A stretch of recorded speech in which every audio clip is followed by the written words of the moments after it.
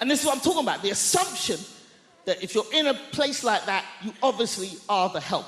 Okay, example 2, that's it, white people. One more example, and then we're moving on, right? I'm on tour in the UK. I'm going up to Leeds. All my team was already up in Leeds setting up the theatre. I'm travelling with my tour manager and best friend, Lila, also a black woman. So I go, you know what? That's Lila. I go, you know what, Lila? Let's not drive. It's a long drive. Let's get a train and go up in comfort. So we rush down to the train station. I buy us 2 first-class tickets. There's a train leaving, so we jump on the train takes off. And we're walking through the train towards the first-class carriage. We walk into the first-class carriage. This white woman is sitting at a table. She looks up, she sees us, and at the top of her voice, she shouts, this is first class! Now Lila goes, what the fuck did you say? And I hold Lila, no, Lila, no. I just grab her by her collar, no, Lila, no. No, Lila, no, Lila, no. Watch me humiliate this bitch just with my mouth. Come back.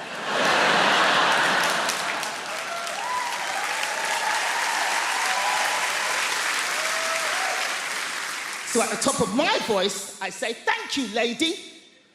But what was it about us that made you assume that we didn't belong in the first-class carriage?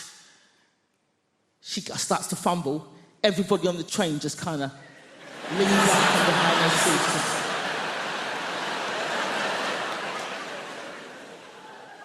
And she gets flustered. She's like, and then all she could think of was like, I thought you were lost. And I was like, how'd you get lost on a moving train going in one direction, bitch? How? Now, this woman was not alone. She was with her husband. Her husband was sitting opposite her at the table, same table. But we did not see her husband's face for this entire confrontation because the entire time he was hidden behind the newspaper, just... His hands never came down. All we saw were his knuckles just gripping that paper.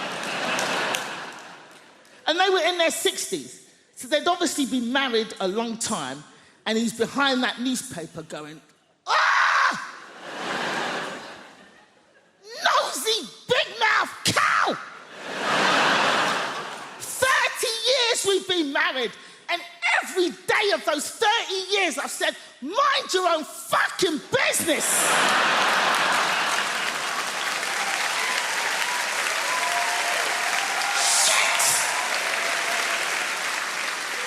And now we're both gonna get beaten up by these 2 black boys.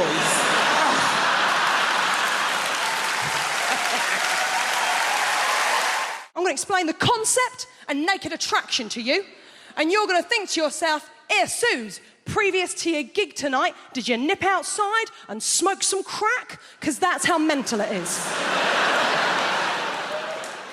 Right, Emma, a girl walks out on stage, she's like, I'm looking for a boyfriend. And the host goes, brilliant, we've got 6 naked men in tubes behind. Then the host says to the girl, what are you looking for? And the girl will always do the same thing. She'll go, oh my God, you've really put me on the spot. And you think, no, you chose to come on this show, moron.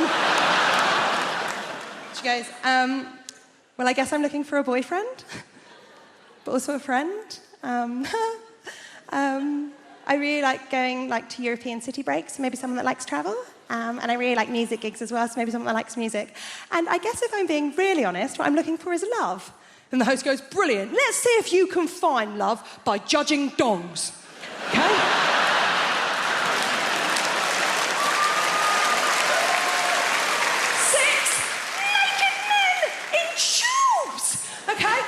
There's a screen in front of all of them. Every round, the screen goes up a little bit more to show a little bit more of the naked body. Every round, one man gets eliminated until the end. She's got a couple of nudie fellas to choose from. Okay? Now, Emma, first round, screen just goes up to the knees. There's always one bloke. He's got really rough feet. Really rough. Like he was an extra in The Hobbit. And he just never took the feet off afterwards, right? Now, she clearly looked at them feet and thought, well, them trotters ain't coming home with me, right? And you think, well, that's the end for him. Not the end. They don't shoot him. You think it's the end of the show for him, but it's not. It's not the end of the show, because he then has the indignity of the screen going the whole way up, so you see his penis and his face. Then he has the most awkward moment in television where he steps out of his tube, walks over to her and gives her the most uncomfortable hug you have ever seen. Well, you can tell all he is thinking is, don't touch the lady with your dick. Whatever you do, don't touch the stranger with your dick. And then his sad little ass walks off stage. Now,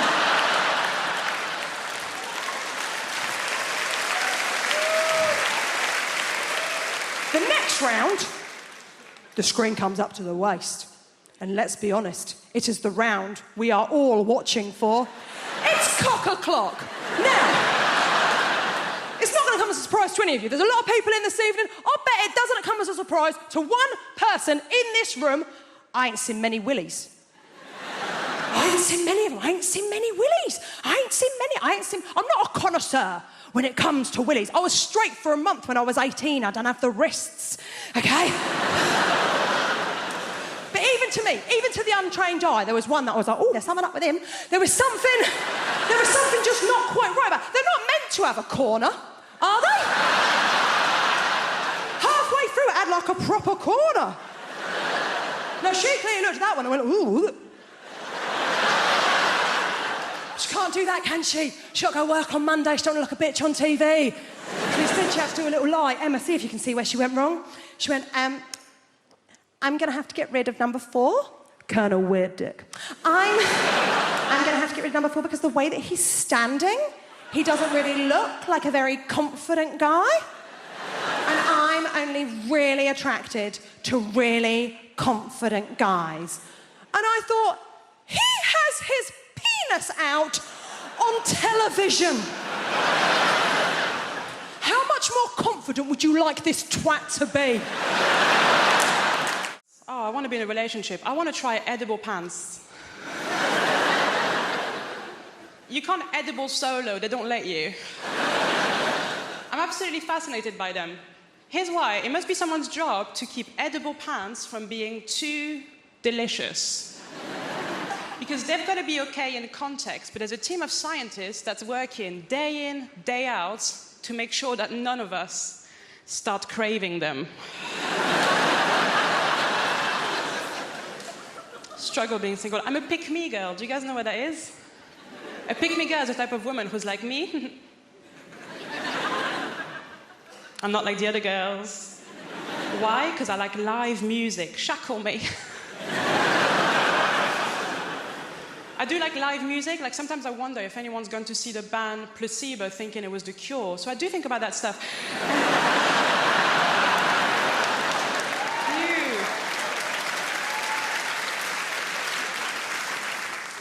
Love live music. I went to see ABBA Voyage. Have you guys seen it? ABBA Voyage, if you haven't seen it, it's incredible. It's ABBA. They've got holograms now. But just before going into ABBA Voyage, I found out a little bit of industry gossip, and I'm going to share it with you because I was pissed off. ABBA, the band, they're not even dead.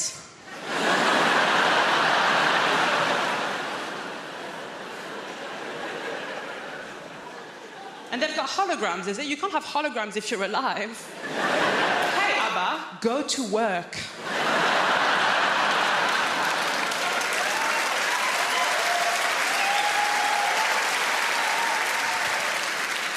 ABBA Voyage, it's amazing. From start to finish, it's them at their best. They were 28 years old when they recorded it. Start to finish, them at their best. A bit like this. So, ABBA Voyage, at the end of ABBA Voyage, sometimes the real ABBA, they come out.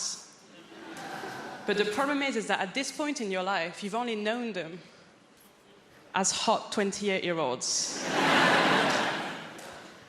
So when 76-year-old ABBA comes out, it doesn't look good. It doesn't look like them. It looks like their parents have come to pick them up.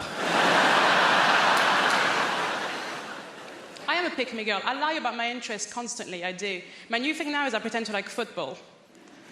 No, I want to like football. I really do. I really respect it as a sport. My problem is too much of it has happened. And no one will let me catch up. Like, everyone needs to stop playing for like 5 years, and then I'll start casual, season 1, episode 1. Now, the real reason I'm trying to get into football is because basically I met this guy.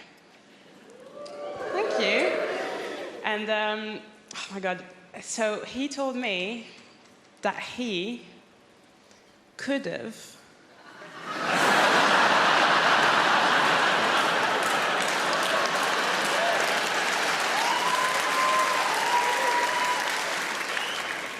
Do you guys know him? That's weird. He does have a lot of friends. He said he could have gone professional. But then, and this is so sad,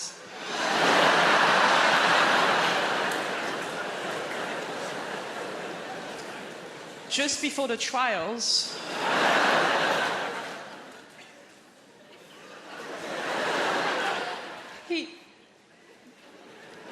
he didn't have the skills. He didn't have the skills, the work ethic, or the natural talent. So close. I was such a fat kid.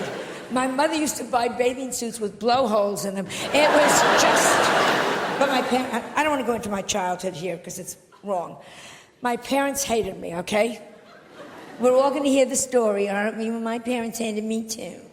My parents... All I ever heard growing up is, why can't you be like your cousin Sheila? Why can't you be like your cousin Sheila? Sheila had died at birth. They just...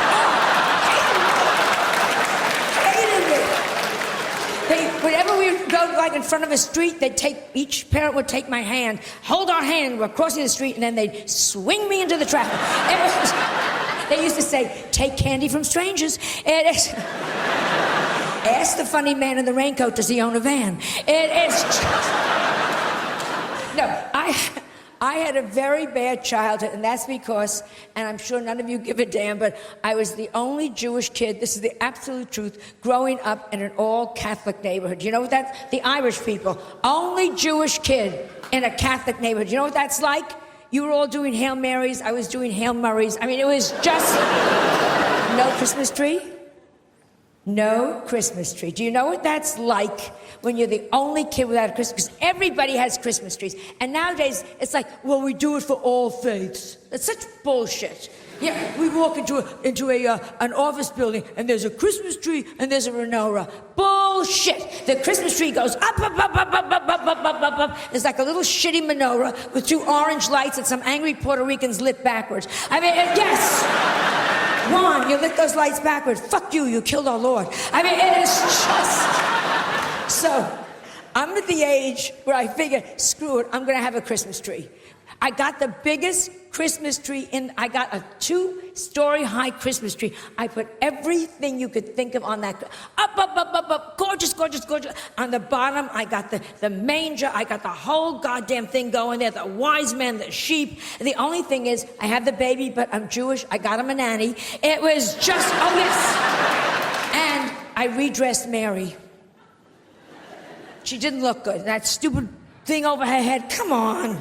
I put her in a Chanel suit, Manolo Blahniks, and a Louis Vuitton pocketbook.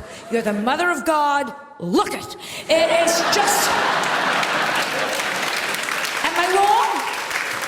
If she had looked like that, she would have gotten into the inn. Yes. The point is, it's about looks. Mary, she looked good. She would have done better. Mother Teresa... Oh, don't give me... Oh, Mother Teresa, if she had looked better, she'd be a saint by now. Was she a bow wow? Yes. Did she need electrolysis? Let's talk to each other here. Even lepers were throwing their fingers at her. Here, because it is all about looks. This is my message, Great Britain. This is my message. Looks count. Education... Looks count. I have no sex appeal, and it has screwed me up for life. Peeping Toms look in my window, pull down the shade. You have no idea. My gynecologist examines me by telephone. It is just... So I came to Britain in the early 80s. We were refugees long before it became fashionable. But my favourite immigrants are Polish people because they've properly confused old-fashioned racists. Have you seen them? They don't know what to do. What do we do? What do we say? They're immigrants, but they're white. I had this one bloke go, bloody Poles coming over here with their work ethic. Which isn't very politically correct, and I try so hard to be politically correct. Sometimes I take it too far. I was at a party recently and I said to my friend, have you met Steve? He's a really nice guy. My friend goes, which one's Steve? Steve was the only black guy in the room. I found myself going, Steve, yeah, he's over there. He's got blue jeans on, a grey T-shirt, sort of curly hair, and a Nigerian accent.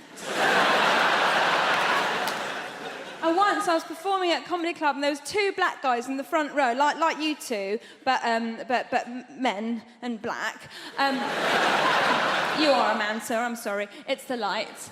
And I said to them, so how do you two know each other? And they looked at each other and went, we don't. Might as well have had NF tattooed on my forehead. I didn't, it was felt tip. I like friendly, a little bit of friendly racism is nice. When I was a little girl, I used to always go to my friend Katie's house, and every time her dad opened the door, he'd go, hello, Shappy, been on holiday?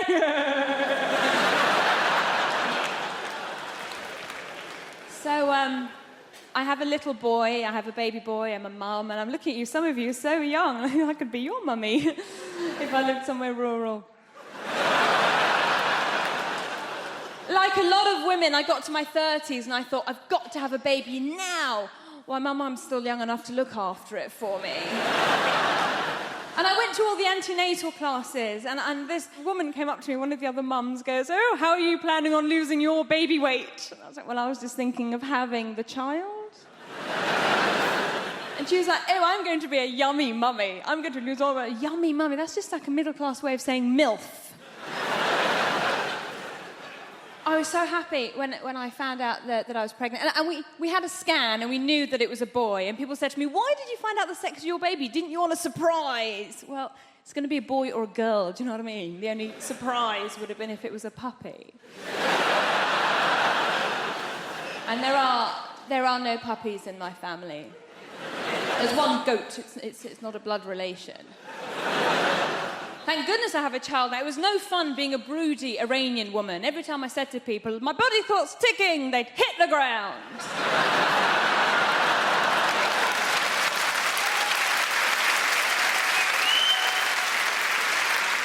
So with all that going on, when I did find out I was pregnant, I was so delighted. I thought, I am going to fill this child's life up with love and hope and understanding. My husband's reaction was slightly different. He walked around going, woohoo! My soldiers worked! Easy! It's not his. Oh, the fuss he made when he found out I was cheating on him. Only child. Can't share. My husband's English, he's from Nottingham, and a lot of people ask me if my husband's Iranian. And I go, well, he's not, he's English, but he's planning to convert.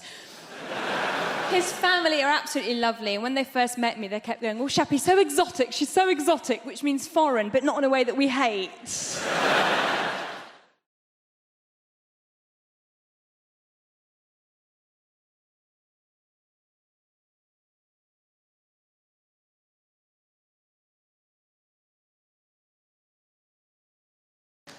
We just make shit decisions. Men make immoral decisions. We make irrelevant decisions. We make immature decisions. We make decisions when we don't even know there's a decision to be made. But you know what? At least we make a decision. No.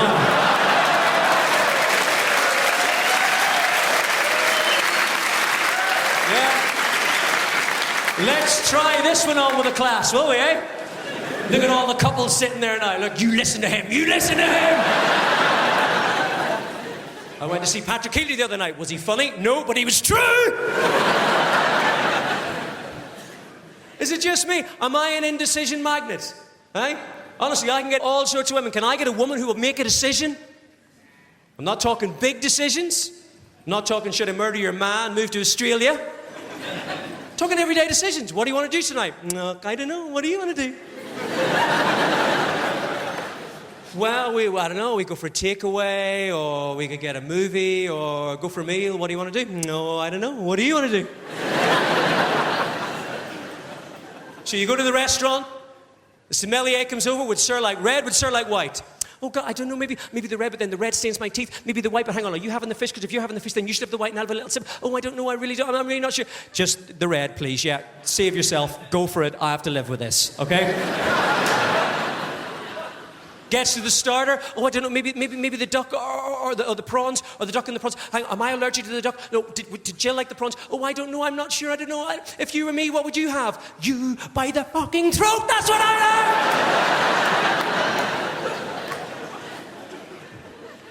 Girls, have you any idea how difficult it is for a man to sit in a restaurant, look across at the woman he loves, and think to himself, if I marry this woman, she's going to want to decide the name of my firstborn child. If I marry this woman and I'm unfaithful, she's going to decide whether to keep me in the house or make me leave and keep half my stuff. If I'm involved in a terrible accident and I'm on a life support machine, she's going to decide whether to keep me alive or turn me off. And I'm looking at her and she can't even make her mind up between the chocolate cake and the sticky toffee pudding. And do you know the worst thing about this? I'm looking at couples. I'm looking at couples now who women should now be turning to the men and going, oh my God, would I turn it off? Would I keep it on? Would I turn it off? Would I keep it on? And the only thing going through your minds, girls, chocolate cake, toffee pudding. Oh, it's a toughie, Paddy, it's a toughie. Ooh. Is the cake hot?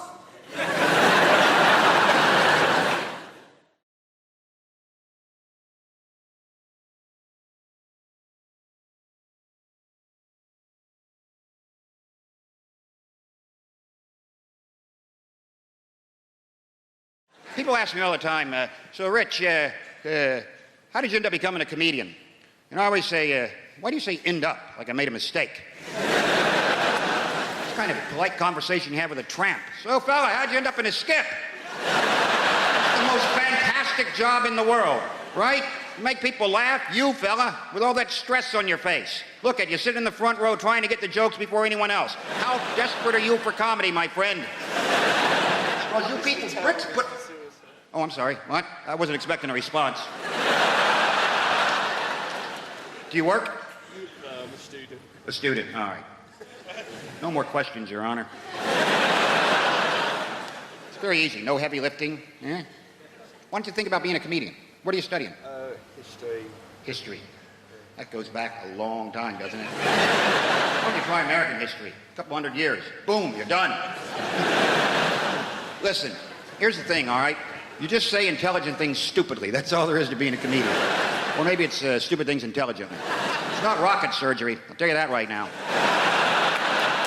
So I get asked all the time, so I bet you were the class clown. Were you the class clown? Screw you. Why would you suggest I took a childhood disorder and turned it into a career, you prick? No one ever says to a hooker, were you the class whore? I bet you were the class whore, weren't you? Let the mystery be. I love watching Brits snap. That is the greatest thing in the world. When a Brit snaps, you don't even know they've snapped.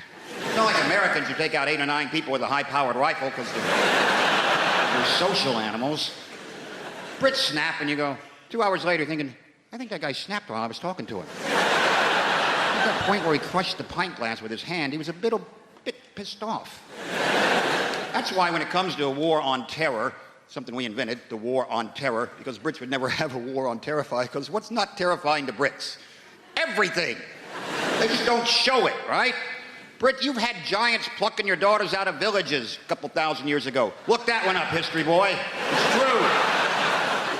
So the basic British reaction to anything terrifying is this.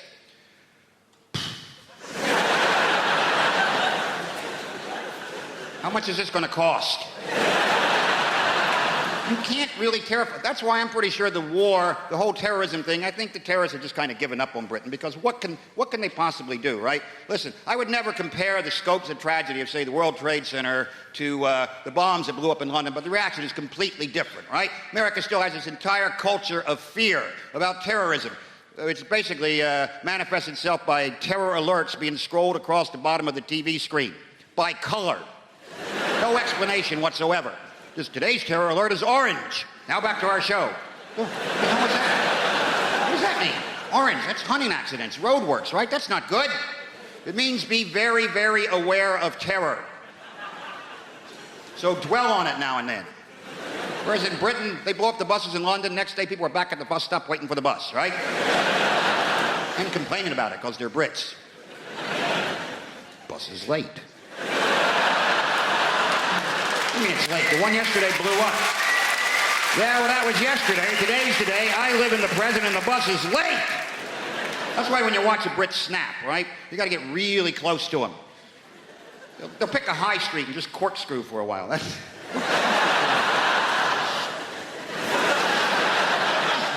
Not even knowing what direction to... What direction is corkscrew anyway? This is bullshit. And then you get too close and then you get sucked into the vortex, right? Are you okay? That moment when a Brit truly snaps, and it looks like this. I'm going to write a letter. That's it. I've been pushed to the brink, you bastard. Nobody treats me like this, you son of a bitch. Huh? I'm not emailing this, I'm writing this. Wait till you get that tomorrow. Big red pillar box right in the mail. Postal strike.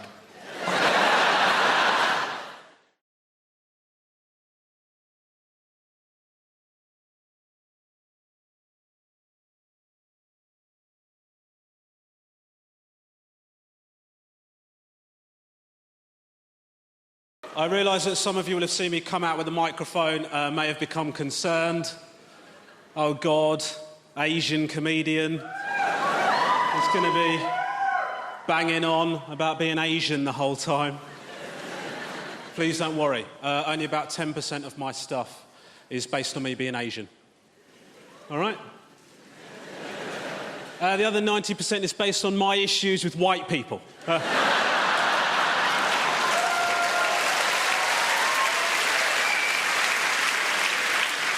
So he should be absolutely fine. Looking around, I can't help feeling there's been a bit of a booking error. But I'm just going to say what I've got to say and get the hell out of here. I am actually married. I don't want to upset anyone in here. I am married. My wife and I have 2 small children. We're not kidnappers. We created these children by the traditional means. Adoption. No, I'm joking, I did it. Smashed it. My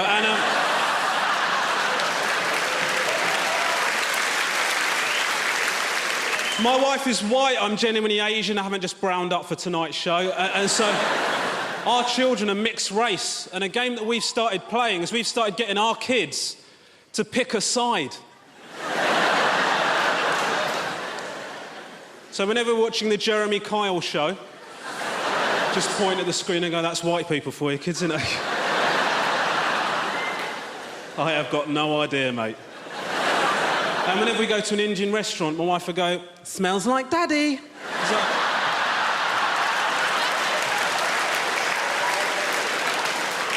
It's a little game we like to play. She won that one.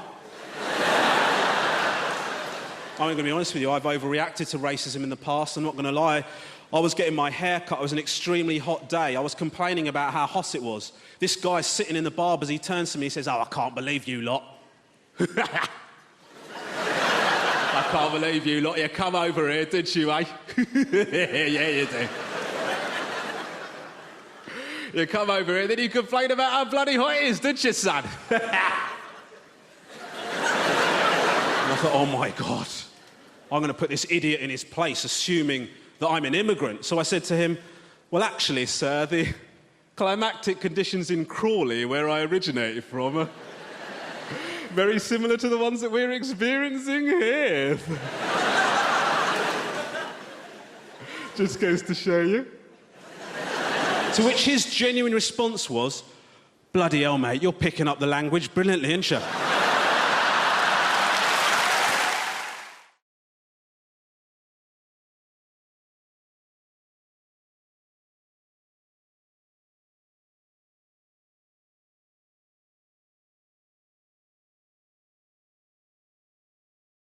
But I have developed a new hobby. Some of you probably already do this. I've started listening into people's conversations on the bus and the train. It's quite entertaining. And I was listening not long ago to two old ladies, and they were talking about what they would do if they were men for a day. And I thought, this is going to be brilliant, because pensioners are, by definition, bonkers. But I went out to lunch with a couple of my friends, and I thought, well, I'll ask them the same question. So my first friend, I said, what would you do if you're a man for a day? And without even thinking, she just went, I'd have a wank. Sounded like she needed to. She sounded awfully tense. But these old ladies, different generation to me and my friends, in their 80s, and one of them just said, Edith, what would you do if you're a man for a day? The other one said, knowing my luck, I'd get a Tuesday. And what can you do on a Tuesday?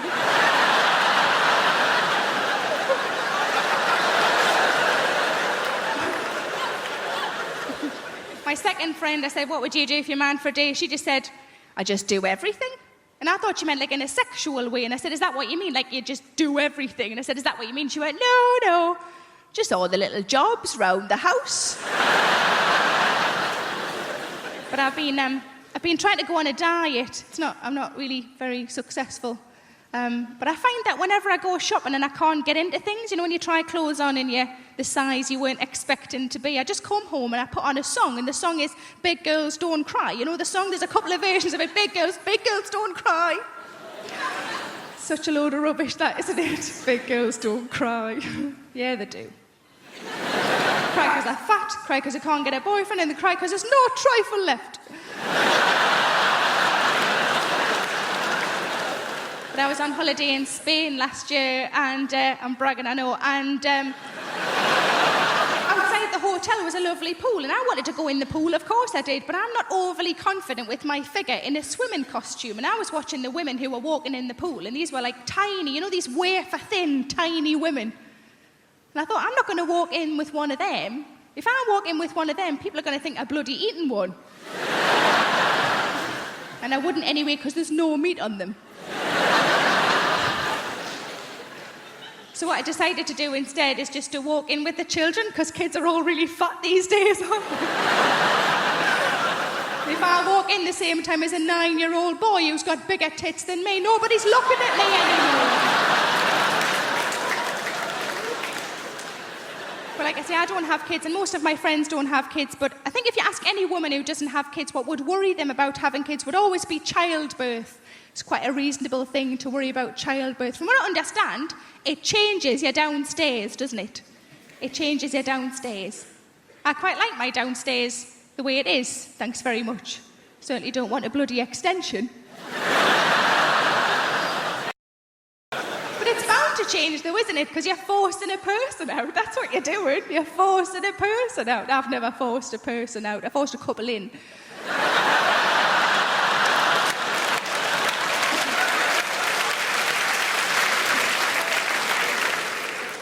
With a shoehorn.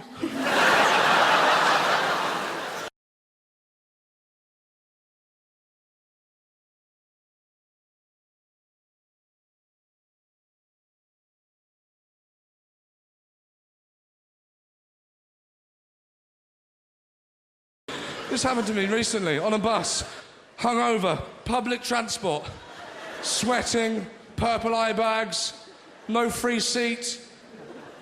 Everyone knew I was hungover. They were looking at me. They knew I was hungover. Not because of the eye bags or the sweat, but because I was holding Lucozade.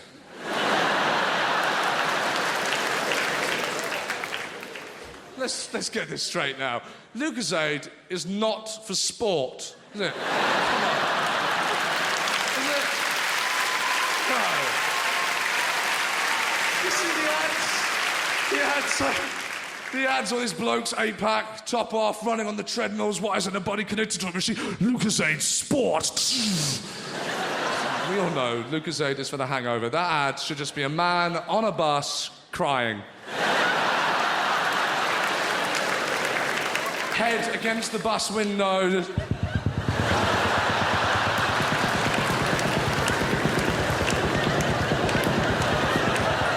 With the slogan, Lucasade, buy 2 bottles if you've got work.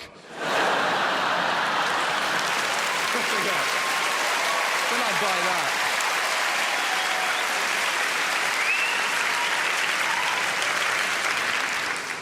I was on the bus. I think I can't handle this. There's no seat. It's packed. I need to get off this bus. I need to get off this bus. I thought, no, I'll risk it. I'll go upstairs. I'm going to go upstairs. I'll go upstairs on the bus. I'm going to do this. I'm going to do it. I put my foot on the first step, which, as we all know, allows the driver to know to speed up. Trying to get up the steps on a bus is like being on an episode of Takeshi's Castle, isn't it?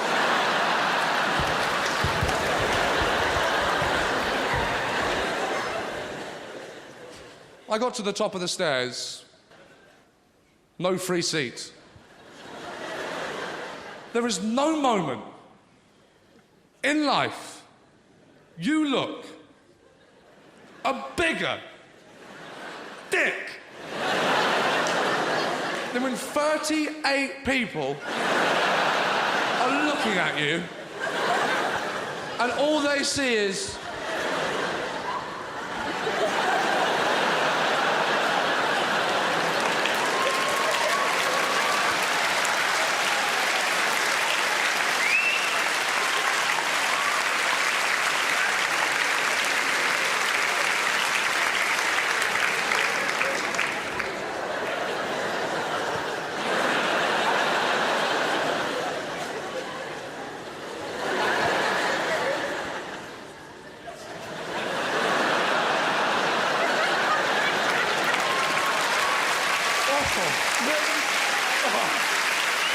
oh, God.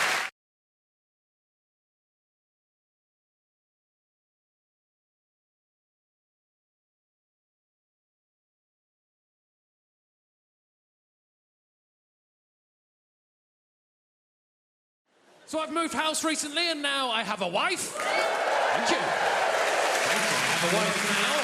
have a wife now. I love saying that. I love my wife. I like that. Didn't used to like that whenever I'd meet a married couple, especially if there was a man in the situation. Didn't like it when he said, my wife. Always sounded so aggressive, so territorial. Ownership. This is my wife. She is my property. I own this woman. Oh, I thought, ooh, I'm not going to like saying that. But now, I own a woman. And I love to show off my property. I'm proud of my wife. She's one of my favourite things, apart from my outdoor pizza oven. No, I do like to say my wife. I should clarify this, but not for that reason. I like to say it because it took us so long to get married. Right? Our original wedding date was on April 25th, 2020. Yes. And then somebody fucked a bat. And she caught me doing that and cancelled the wedding.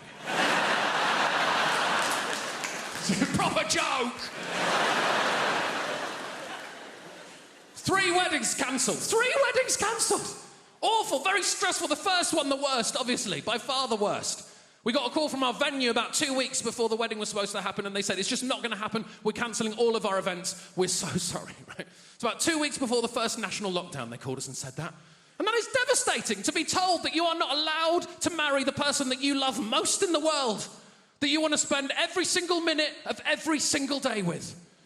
And then 2 weeks later, the government told us we had to spend every single minute of every single day together. And as we all found out, that is too long to spend with anyone. No matter how much you love them, you need a minute off now and again.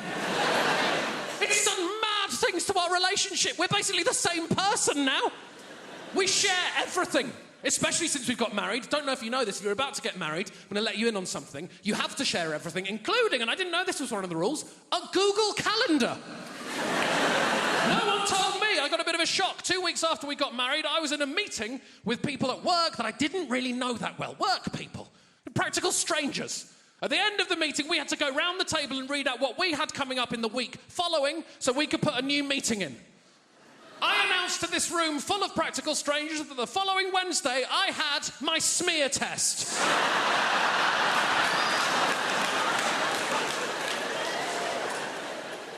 We're on a new level of intimacy I did not know existed.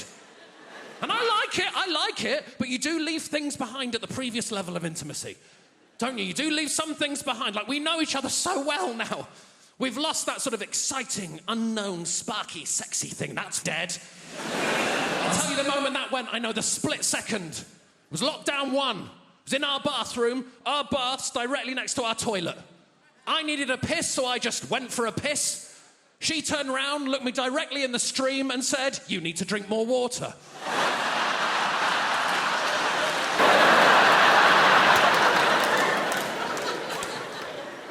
Oh, look at this pretty lady. Don't fight it. I can tell by your eyes that you want me. Oh, fuck it. I can't keep it up. It's all a joke. I've never left the country. Good evening, folks. Very, very, very pleased to be here tonight. I want to tell you a bit about myself, because I've started off quite aggressive, so I'll pull back, right? My parents arrived in London in the 60s. And London in the 60s was very, very similar to Australia now. No real diversity, right? I remember my first day at primary school, I ran into the classroom, I ran straight back home, and I went, "Mum, Mum, apparently there's a black boy in my class. I can't find him anywhere." So you young people, you're very, very lucky, right? Young people. How old are you, son? Right there, you. 16? What year were you born? 91. 1991. Did you hear that noise? That's called jealousy. There are people in this room with underpants and socks older than you.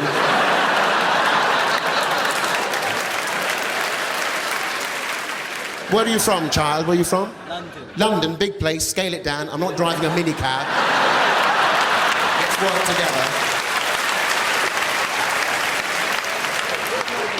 Kilburn, North London, yeah. South London, representing.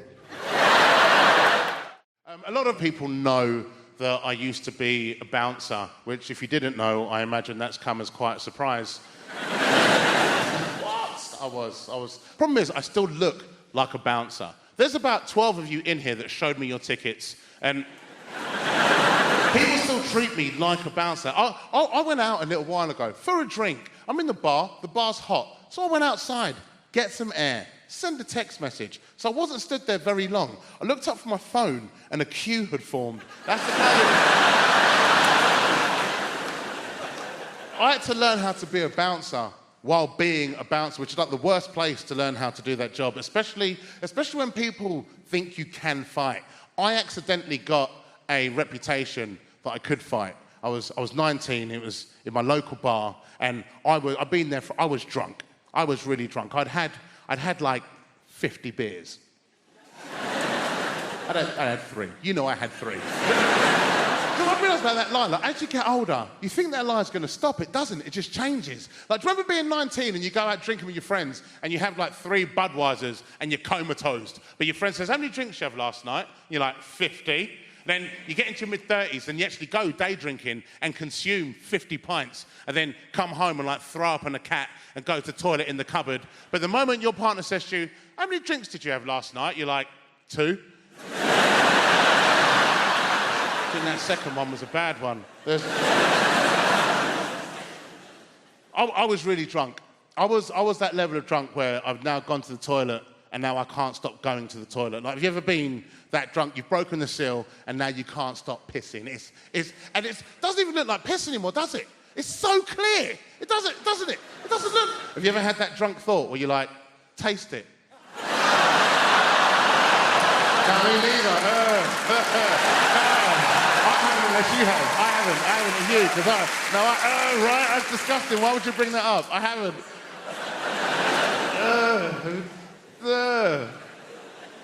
I was really drunk, and a fight kicked off.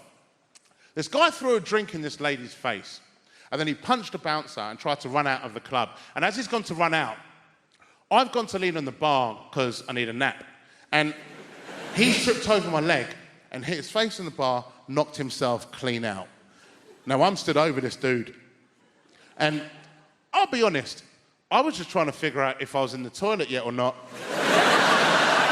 And I stood over this guy, and the owner of the bar came up and he shook my hand. And he said, "Well done." I was like, Then the barmaid came over and she went, "Yeah, look at him, and he's pissed himself." I was like, yeah, he's...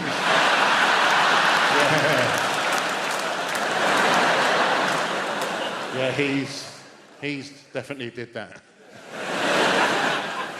There's a lot of misconceptions about bouncers as well. People think we know a lot more about star signs than we really do. Like, we don't. We just know that's how to catch you out, because I don't know, but I also know neither do you. And you always know who in the queue to pick, because you can see them practicing. We've all done it outside clubs when you're waiting to go in, going 3rd of the 8th, 94, 3rd of the 8th, 94. Then they get to the front and they're confident. They hand their ID and you go, "Date of birth, please." You go, 3rd of the 8th, 94. You go, "What's your star sign?" I get shocked about what I get annoyed by. I get really annoyed by pizza leaflets. Everyone here in London, you get pizza leaflets through your door. I get 8 a day, sometimes more. I shouldn't bother them. I should pick them up, put them in the bin. But everyone that comes through, I go, "Oh." It's like someone standing next to you all day long going, "Do you want a pizza? Fancy a pizza? Do you want a pizza? Do you want a pizza? Fancy a pizza?" No, I don't want a bloody pizza. I wouldn't mind if the photographs made them look tasty. But, it looks like someone's cooked a kid's painting, doesn't it? Another thing that annoys me, tea bags. Oh, God, because they're not bags, are they? You can't put anything in them, you can't take anything out. That's the minimum you expect from a bag, isn't it? If someone said to you, "Can you hold my bag?" and you couldn't put anything in it, you couldn't take anything out. It hasn't got handles, don't have handles, do they? You go, "It's not a bag, it's a cushion." Should be called tea, sealed yet perforated paper cage.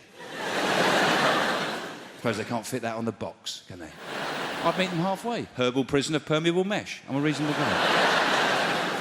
Another thing drives me mental. The self-checkouts at supermarkets. Oh, God. I come away from there. I don't not feel like a man. I don't even feel like a mammal.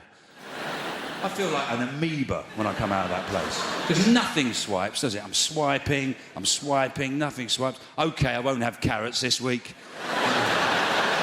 Then I can live without butter. The other day I was begging it to let me have a chicken. No, just have a chicken. Just a chicken. I was rubbing it, banging it, swiping it. I'm going to leave the money here and I'm going, OK? You do your worst. Oh, I hate coming out of that place. I walk up there with 2 bags of shopping. I come away with a can of Coke and an apple. And for some weird reason, the apple swiped. It hasn't got a sticker on it.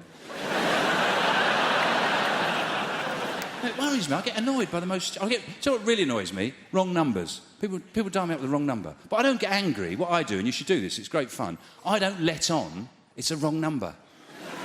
It's great fun. So someone rings up, "Hello?" They say, "Is Mandy there?" I go, "Mandy? Oh, yeah, just hold on a sec,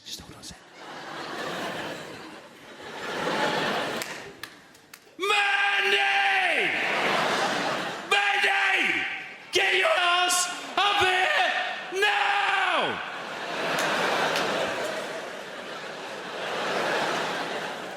She's just coming, OK? Give me a sec. I don't know who it is. Some wanker! What have I told you? Don't wear your shoes in the house. Oh, put the special slippers on. She's just changing her shoes. Request, if you know anybody who works for WhatsApp, just tell them to let us delete the message entirely, like it was never sent. Don't delete the message, but still write, "Neil has deleted the message." Like a little telltale informer. So that your friend still texts and goes, "What was in that message that you deleted it?" You know, it says delete for me or delete for everyone, who picks? Just for me, and just go and delete it for me, yeah? Yeah, still want them to see the awful stuff I've written, but I don't want to be reminded of how much of a dick I can actually be, yeah. It's like getting a tattoo removed and walking into the laser place going, what are my options for tattoo removal? You got two options. First option, we shine a laser on your leg, remove the tattoo so no one will see the tattoo. What is my second option? We shine a laser in your eyes so you won't see the tattoo. I'll go for option number 2, please. Thank you very much. I bought a new phone, I fell for the ad. You can put the phone in somebody else's phone and you can wirelessly transfer the charge. And the company thinks people are going to use that. No one's going to use that. Your charge is the single most important thing in your life. Look at your friends. They would prefer to donate a kidney to a stranger than to give you 5% of their mobile phone charge. You ever been abroad? Yeah? You ever been abroad? You bring one adapter, one charger between you and your spouse. The UN level of negotiation involving getting the charger back from the person you love. Can I have the adapter, love? Can I have the charger? Can I have the adapter? Can I have the adapter? And they hit you with it. Absolutely, Neil. But what battery percentage do you have? And you look at the person you've chosen to spend the rest of your life with and you lie like a mofo, don't you? 3%, 2%, 0.5%. I've never even seen 0.5% in the mobile phone before, to be honest with you. Show me your phone, I'll plug it in for you. I can't show you my phone. Why can't you? I'm having an affair. How you hell having an affair? Show me your phone! We'll be in Spain. My wife will go and have a shower before we go out. She'll leave the bathroom door open and the shower door open. That is not an invitation to join her. You'll make that mistake once in your life, let me tell you that.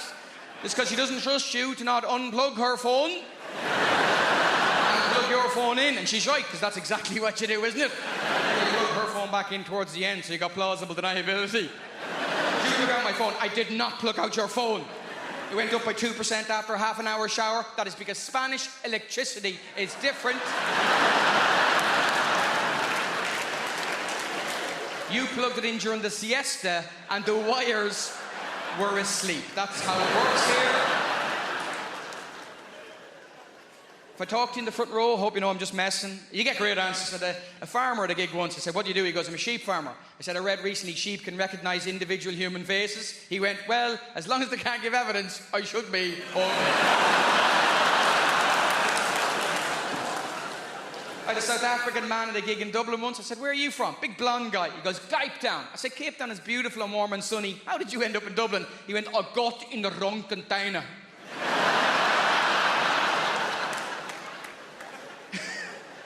The Irish guy, lovely fella, big guy, you know. Apparently we're going to be the most overweight country in Europe in a few years.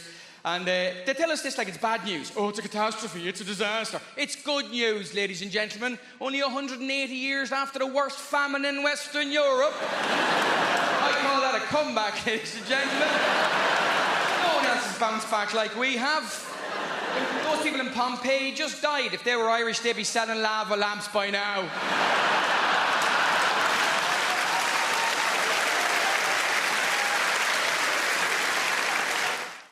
Came to Britain in the early 80s. We were refugees long before it became fashionable.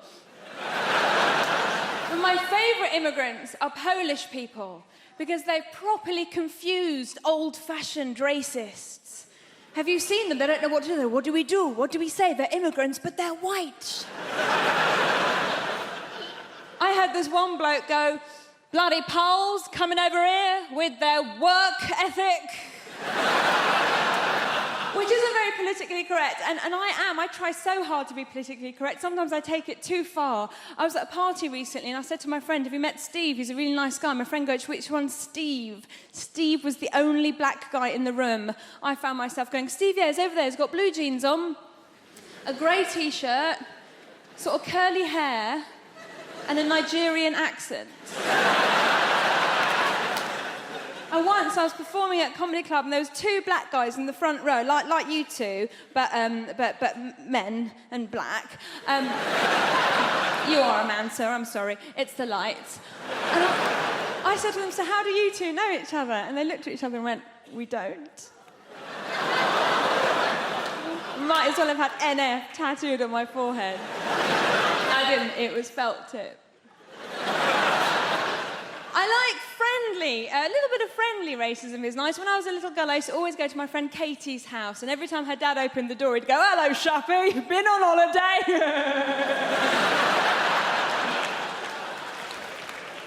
So, I have a little boy, I have a baby boy, I'm a mum, and I'm looking at you, some of you are so young. I could be your mummy if I lived somewhere rural. Like a lot of women, I got to my 30s and I thought, I've got to have a baby now. Well, my mum's still young enough to look after it for me.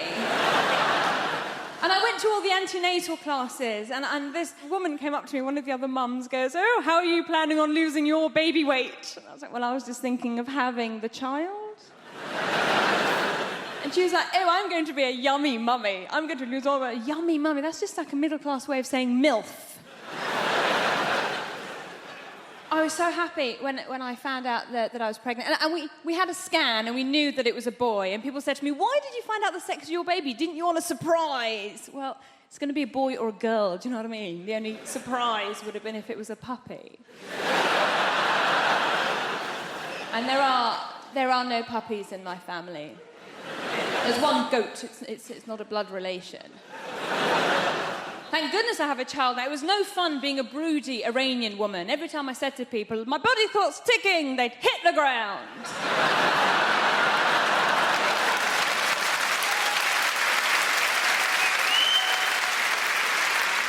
There was all that going on. When I did find out I was pregnant, I was so delighted. I thought, I am going to fill this child's life up with love and hope and understanding. My husband's reaction was slightly different. He walked around going, "Woohoo!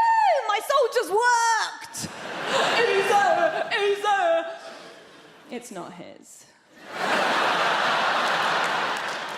Oh, the fuss he made when he found out I was cheating on him. Only child. Can't share. My husband's English, he's from Nottingham, and a lot of people ask me if my husband's Iranian. And I go, well, he's not, he's English, but he's planning to convert. His family are absolutely lovely, and when they first met me, they kept going, "Oh, Shappy's so exotic, she's so exotic," which means foreign, but not in a way that we hate.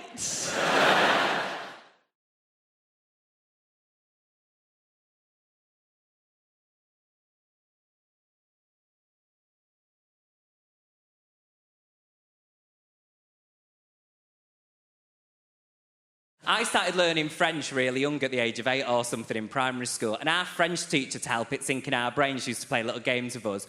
And one of the games was that we had to draw a name out of the hat, and that would be our French name for the rest of term, yeah? So I withdrew Marcel, and she taught me that if anyone ever asked the question, "Comment tu t'appelles?" my response should be, "Je m'appelle Marcel," right? Now, I got all the way to degree level and 2 trips to Paris with that knowledge, and no one ever corrected me. And I went in on my first day of the lecture, and the professor goes, "Bonjour, comment tu t'appelles?" I thought, well, this is going to be a very easy course. I went, "Bonjour, je m'appelle Marcel." He's like, "No, comment tu t'appelles?" And I went, "Je m'appelle Marcel." He's like, "No, comment tu t'appelles?" And I went, "Je m'appelle Marcel." He's like, "No, comment tu t'appelles?" I went, "Je m'appelle Marcel." He's like, "No, comment tu t'appelles?" I was like, "Je m'appelle Marcel." He's like, "No, comment tu t'appelles?" "Je m'appelle Marcel." He's like, "No, comment tu t'appelles?" "Je m'appelle Marcel." He's like, "No, comment tu t'appelles?" And I went, "What is wrong with you? You said you were French." I went, "Je m'appelle Marcel." He's like, "No, comment tu t'appelles? What is your name?" I was like, "Je m'appelle Marcel. My name is Stephen."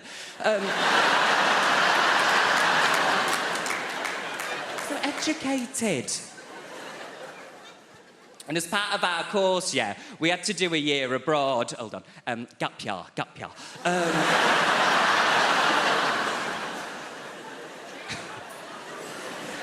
We did, Jimmy. We had to do a year abroad, right? So I moved to the south of France for a year, and I'm dating myself with this reference, I do know. But I thought it would be like a Hilary Duff film, right? Do you know where I'd like move to the south of France, get a job in a little boulangerie, fall in love, move into the guy's chateau, and never have to come and perform in Hammersmith? Do you know what I mean? And me and my friends all had a bit of a dream. Like my friend Kate, she's married to a guy now called Florent and lives in Nice. That was my dream, bitch. My friend Sam got with a guy while we were there, and his name was Nicolas, And I even got with a guy while we were there for one term, and his name was Kevin. It wasn't even Kevin. I went all the way to the south of France and found the only guy from Stockport. Just called me Sally Webster. And the thing I hated the most about doing that year abroad was I don't like flying. Howie, give me a cheer if you like flying. Give me a cheer if you don't like it. Yeah, all the ones sat in the sky. I really hate it, yeah, because everyone's like it's the safest form of transport, but that's not true, is it? Because speak to someone that's been in a crash. And that is valid. That is really valid. And I've had to find my way of getting round it. You need hints, tricks, don't you? So my therapist said you just need to sit on the plane doing this. I get thrown off the plane if I do that, Julie. And the way I've been trying to get round it, hear me out, you're going to think I'm mad, right? Do you know sometimes when you look at someone and you think, like Aaron, I look at you and I go, you would never die in a plane crash. You've got that kind of face, you know, it's like, you're not going to go that way. Whereas some people, they've got that face where it's like, have you already been in one?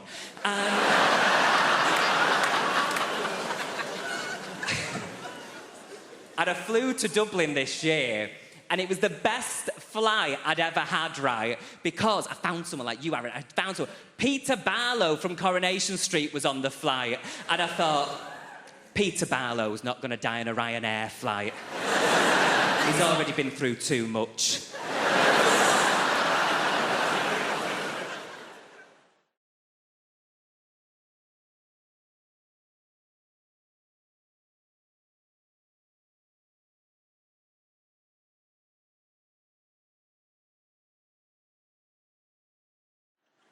I was on holiday recently. I was on an all-inclusive. We all love an all-inclusive holiday, don't we?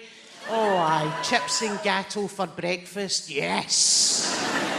I always think it's amazing. I can always identify where people are from on an all-inclusive holiday. It's fascinating for me. Like, the Italians. You can always tell the Italians because they could put on a bag of rags and look amazing. Then you can see the Germans, and they're quiet. And they're reserved. And then there's us. The British. That's interesting, isn't it? Because we all want to become pals with each other. I've had a pen pal in Woking for 25 years that I met in Lanzarote. But it was a really, really interesting for me because there's a way I can always tell if someone is from the south of England on holiday.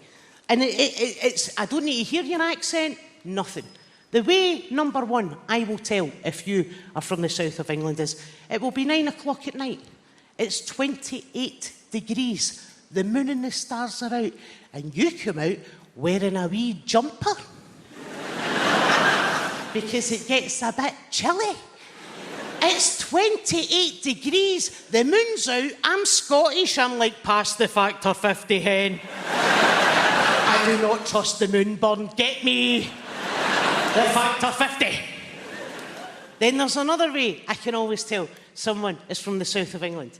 You and I are on an all-inclusive holiday. We can eat as much as we want, and they will go to the bar and they will order a half pint. No, you can't order a half pint in Scotland. Next time you visit Scotland, try and order a half pint. That is one of the most tense conversations you will ever have. About 3 months ago, I went to a bar in my home city of Glasgow, and I says to the barman, can I have 2 pints of lager and a half pint of lager? And he looked at me, and he went, what was that? I said, it's 2 pints. He went, no, just the last one. I went, it's just a half pint of lager, mate. Hold on. Come here. Tell him. Just the last one. I mean, it's just a half pint of lager. Is that for you? It's for my pal. Huh? Are they on antibiotics?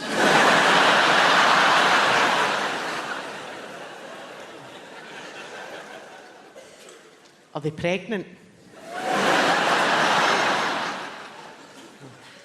Would they like a colouring book and crayons with that?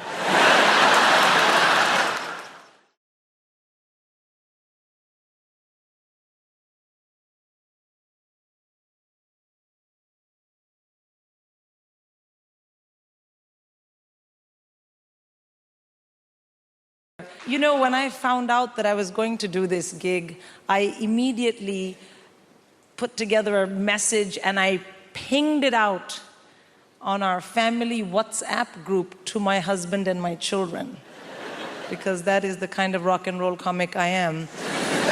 And my son, my teenage son, wrote back to me at once, and his message said, "Thug life chose you, brah."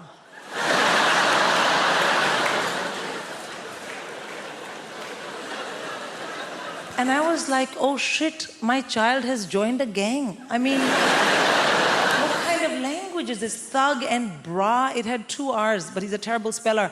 And I was like, oh no. And the other thing is I thought, this message is not for me. This idiot has sent me a message by mistake, which is for a gang member. What if the next message is something much worse? And that really bothered me because, well, this was my moment. I am going to Apollo. Like, if I'm going to find out you're a criminal, can we do it next month? So I wrote back to him in all caps, because as a good Indian mother, I mainly shout at my children. I wrote back, "This is your mom." And he wrote back, "I know, gigging like a boss." Thank you. A boss. Yeah, B-A-W-S-E, boss. And also, please do remember as you listen to the rest of my set this evening that I didn't choose it, but the thug life chose me. That's right. So I have kids. Of course you love your kids and it's difficult to raise them. Small kids are very easy, I find. The biggest downside of having a very small child is they are very boring. Yeah, they want to show you they love you by talking to you all the time, but everything they know, you already know.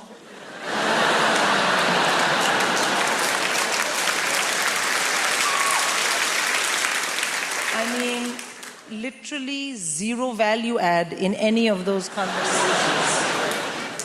But you do it anyway because they're your kids, you know? And you know what people say, small kids, small problems, big kids, bigger problems. And the reason is that as your kids get older, you have to discipline them properly.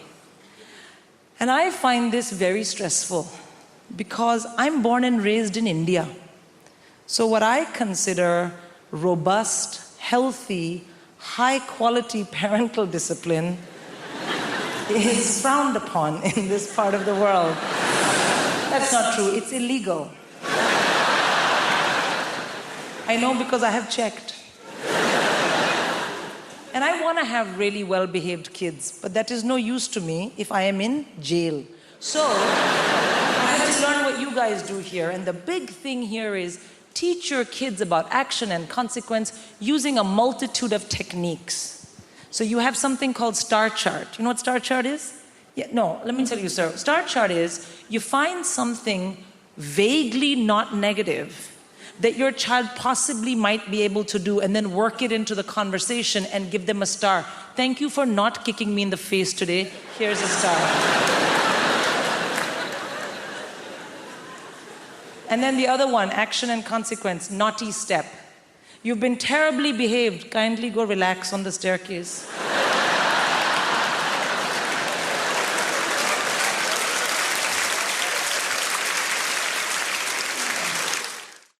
London. I love London. I feel like London is created by the people, right? Who are just crazy and sexy and ambitious. I got into an Uber the other day, not bragging, and I got into an Uber and the driver, he said, would you like to have the radio on? And I was like, oh, I don't mind, it's up to you. And then he said, well, actually, I make my own music. Do you mind if I put some of that on? No, I don't. And then he put on Drake's new album. I wonder how often it works. I wonder how often there's a middle-aged white woman thinking, oh, well, he looks like Aladdin and he sounds like confidence personified. Pull over and jump in the back, Nikolai. I'm having a good life. I have recently started doing yoga, which is just change. Yes, woo for the yoga over there. Are you a team? I'm new to it. I love it. Yoga has changed my life. It's brilliant. Yoga is my new drug. My old drug was drugs. Which I'm not going to say anything positive about because it would be incredibly irresponsible. I'm not going to say anything positive about drug taking. What I will say is I didn't take MDMA until I was 32, and it was such a relief to know I could be happy. Just assume the equipment's broken. But yoga is nearly as good, and there's no downsides. It's given me a whole new language. My favourite new word is namaste. Yeah, it's a very old word, it's very sacred, and it means the yoga has finished now. And then you're allowed to leave. I think that the key to being happy as you get older is self-acceptance. Like, I have to accept things about myself now. Like, I'm 36, I thought I would have children by now, and I don't. In an ideal world, what I wanted to self-fertilise. I wanted to have children that were exactly my genetics so that I could show them to my parents and go, see, it was my childhood, they're fine. Science can't do that yet. And then I had a crazy day last month where I just thought, I'm just going to buy some sperm. I'm just going to buy some sperm off the internet. I've got a good job. I'm just going to buy some sperm. Guys, sperm is so much more expensive than I thought it was going to be. It is tens of thousands of pounds. We are all wasting a valuable resource. 17-year-old me would have been a millionaire if I'd learned how to catch it and chuck it in the freezer. It's a shock. I do think self-acceptance is the key. Like, there's things about myself I don't like, but I just have to accept now that they're not going to change. This is who I am. Like, so for instance, I don't like art. I think art is rubbish. I think lots of people think art is rubbish, but we're too worried of looking stupid, so we go along with it. I think that the worst art form is theatre. Right, okay, I can sense how unpopular this opinion is. Hear me out. I think theatre is diabolical. Look, I do, look, and also, I'm aware, if you are a performer of some kind, if you're an actor, look, please don't be offended. I don't mean being in the play. Obviously, if you're the person in the play that gets to put a wig on and walk up and down and move your arms and project your voice, saying things like, I think you'll find you're contradicting yourself, Alan. Fun. Having to watch it. Dear Christ. I can't concentrate. I can't lose myself in the story. I know that it's not real because I'm surrounded by people eating crisps. And they don't let you look at your phone. So all you're thinking is, well, how long has it been? I'm a romantic, that's my problem. I love romance. Oh, I want to be in a relationship. I want to try edible pants. You can't edible solo, they don't let you. I'm absolutely fascinated by them. Here's why. It must be someone's job to keep edible pants from being too delicious. Because they've got to be okay in context, but there's a team of scientists that's working day in, day out to make sure that none of us start craving them. Struggle being single. I'm a pick-me girl. Do you guys know what that is? A pick-me girl is a type of woman who's like me. I'm not like the other girls. Why? Because I like live music. Shackle me. I do like live music. Like, sometimes I wonder if anyone's gone to see the band Placebo thinking it was The Cure. So I do think about that stuff.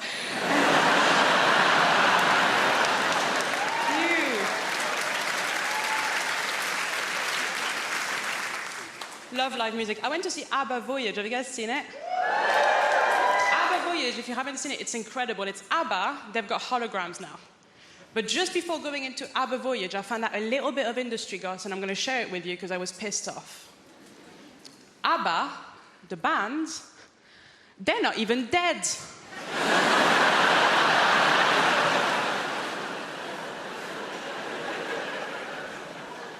And they've got holograms, is it? You can't have holograms if you're alive. Hey, ABBA, go to work.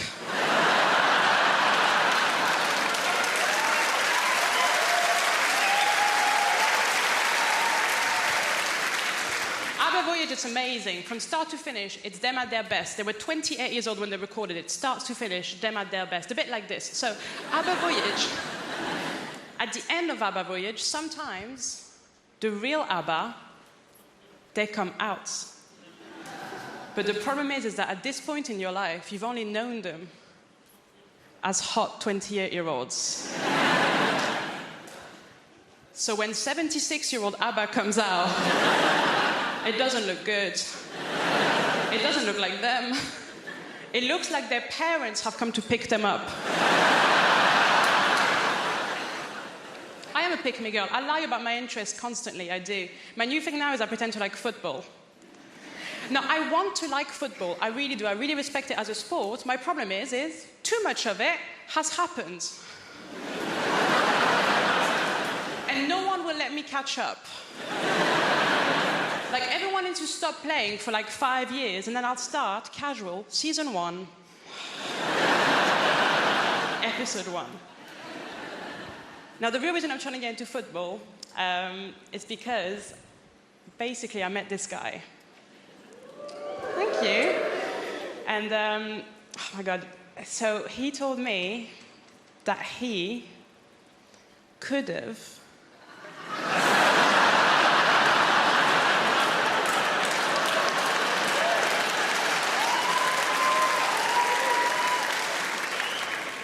Do you guys know him? That's weird. He does have a lot of friends. He said he could have gone professional. But then, and this is so sad,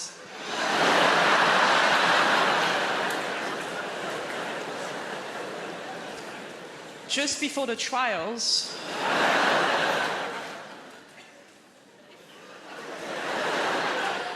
he didn't have the skills. He didn't have the skills, the work ethic, or the natural talent. So close. I've realised that the musician I want to be is the drummer from Coldplay. I want to be the drummer from Coldplay so badly because that dude is rich as shit and no one knows who the fuck he is.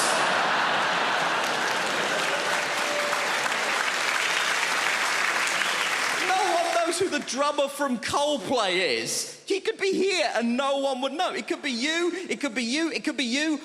I'm not sure it's an Indian woman, but it could be. We don't know.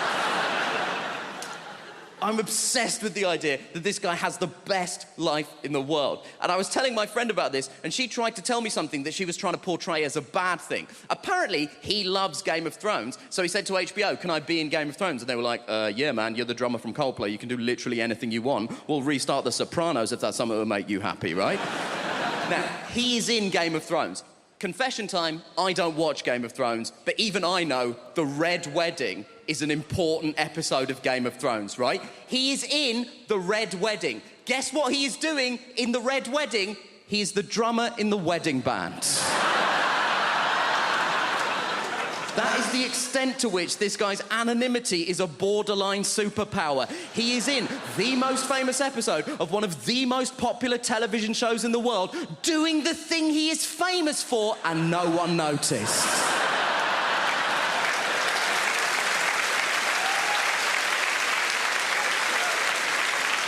That is Kaiser Soze shit. And my friend was telling me that she read a supposedly embarrassing story that one of the actors told. One of the actors said that when they were shooting The Red Wedding, he was making small talk with the extras, and he got round to the drummer from Coldplay and said, "Are you a full-time extra?" And the guy was like, "No, I'm a musician." So he said, to the drummer from Coldplay, "You played on anything I might have heard of?"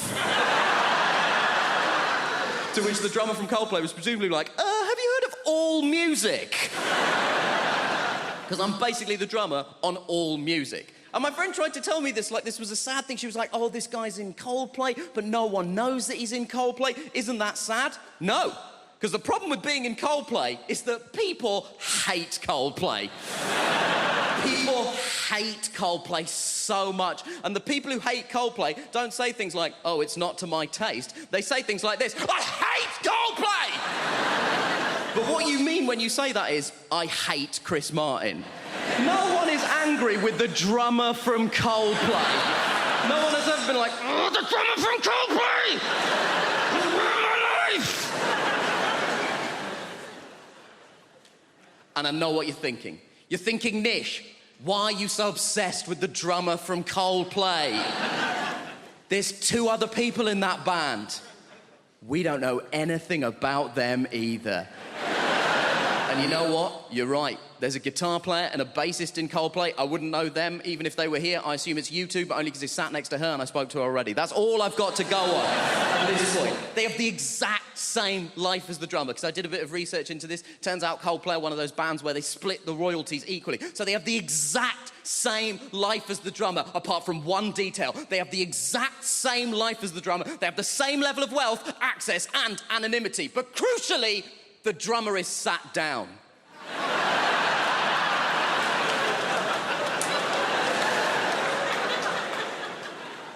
And that is the dream.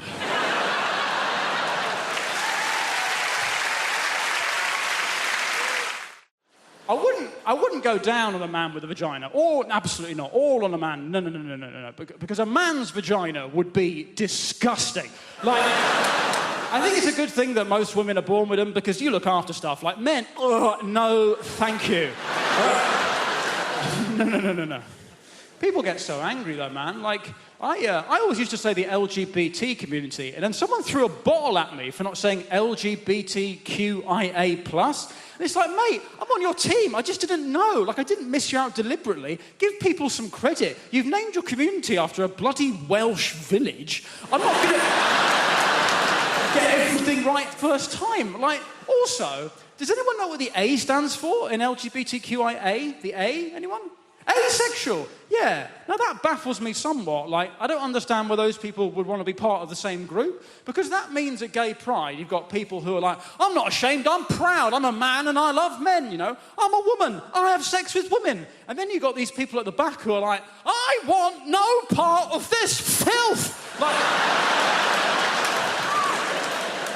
holding up a blank placard, like, nothing! We want nothing! And you're like, over there, that's a different march, isn't it? Surely. The problem with some sexist stereotypes, though, is that they're there for a reason, aren't they? Some questions can only be answered with a stereotype. For example, there's a stereotype that women can multitask and that men are just like, ha, the whole time. I think it's offensive to men more than anything. But some questions can only be answered with a stereotype. For example, why is it that you never hear about a woman who died wanking? It's exclusively a male method of death, isn't it? The rope around the neck and... Now, this makes no sense, because women masturbate, we know this. Women have masturbated since the 1980s, of course. I believe it was the sinking of the Belgrano that finally got them going. Now, statistically, there must exist women that like to strangle themselves to increase the size of their orgasm, but you never hear about them because they don't die doing it. Women seem to be able to strangle themselves and masturbate at the same time. You know why? Because they can multitask, you see. And men's like, ha! You're going to die! Fuck it! Ha! And they die. So, some questions can only be answered with a stereotype. That's my point.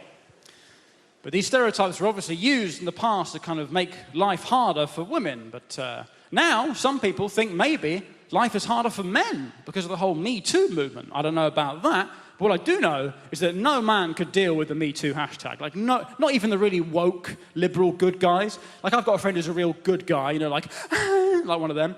And he... he's always blogging about why we can't eat prawns or some nonsense. And... he's like, oh, this harassment stuff's terrible, isn't it? Oh, this harassment stuff, makes you want to castrate yourself. What? That's what he said. Every man should just castrate himself. It's like, come on, mate, that's such a male response, isn't it? Because women still want to have sex, they just don't want to be harassed, right? So if women are like, hey, could you stop harassing us? And men go, oh, right, I see, well, I guess I don't need this anymore. Chop. Surely children are like, no, I still want to have sex, just more on my terms. But then we're like, no, those are your options. Either we can harass you or it's nothing. The species ends. Pick a team, Karen. Huh?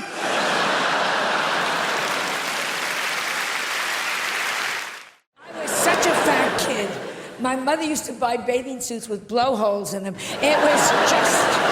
But my parents... I don't want to go into my childhood here because it's wrong. My parents hated me, okay? We're all going to hear the story, aren't we? My parents hated me too. My parents... All I ever heard growing up is, why can't you be like your cousin Sheila? Why can't you be like your cousin Sheila? Sheila had died at birth. They just...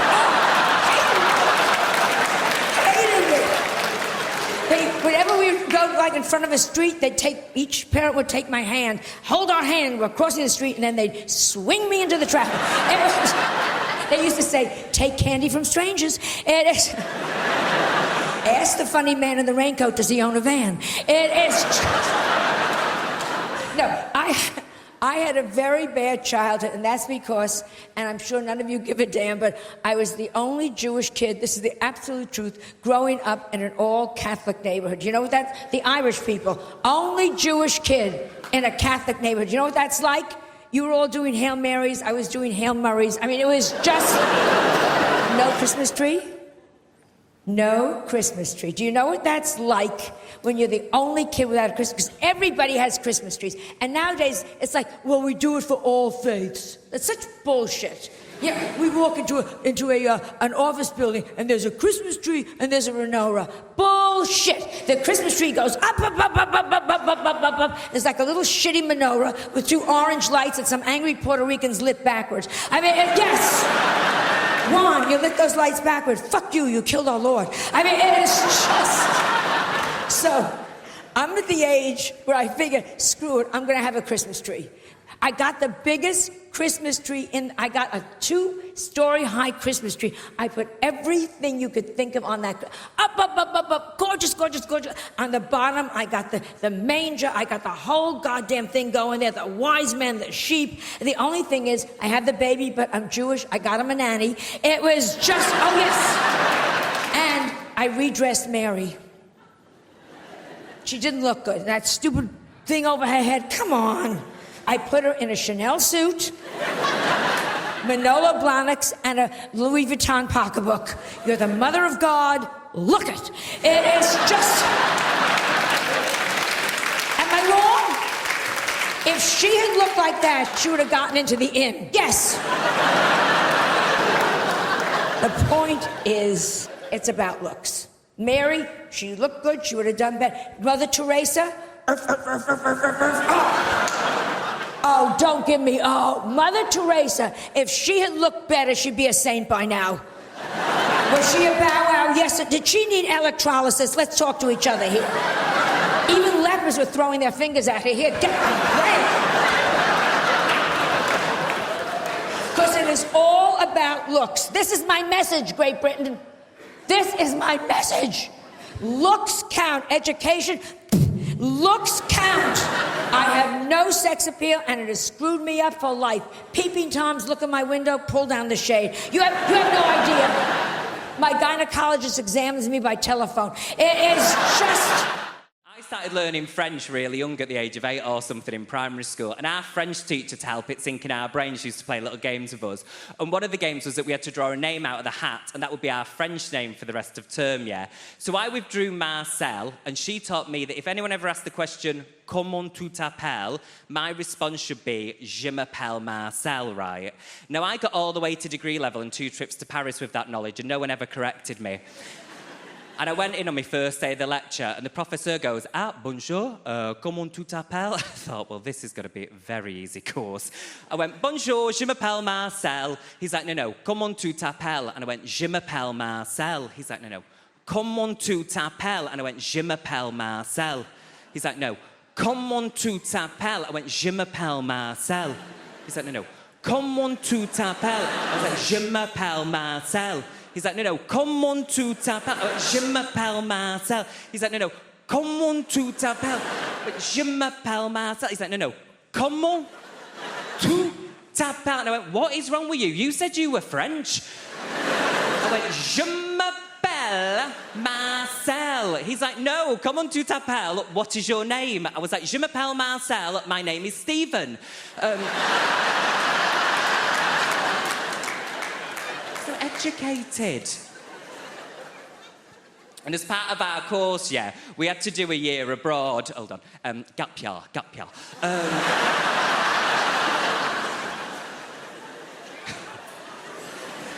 We did, Jimmy. We had to do a year abroad, right? So I moved to the south of France for a year, and I'm dating myself with this reference, I do know. But I thought it would be like a Hilary Duff film, right? Do you know where I'd like move to the south of France, get a job in a little boulangerie, fall in love, move into the guy's chateau and never have to come and perform in Hammersmith? Do you know what I mean? And me and my friends all had a bit of a dream. Like my friend Kate, she's married to a guy now called Florent and lives in Nice. That was my dream, bitch. My friend Sam got with a guy while we were there, and his name was Nicolas. And I even got with a guy while we were there for one term, and his name was Kevin. It wasn't even Kevin. I went all the way to the south of France and found the only guy from Stockport. Just called me Sally Webster.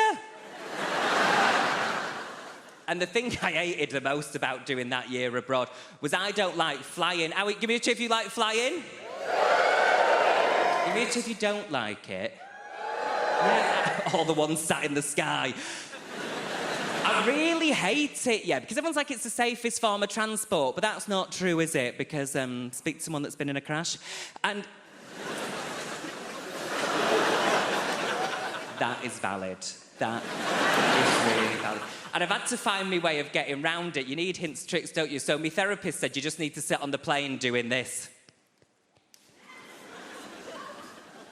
I get thrown off the plane if I do that, Julie. And the way I've been trying to get round it, hear me out, you're going to think I'm mad, right? Do you know sometimes when you look at someone and you think, like Aaron, I look at you and I go, you would never die in a plane crash. You've got that kind of face, you know, it's like, you're not going to go that way. Whereas some people, they've got that face where it's like, have you already been in one?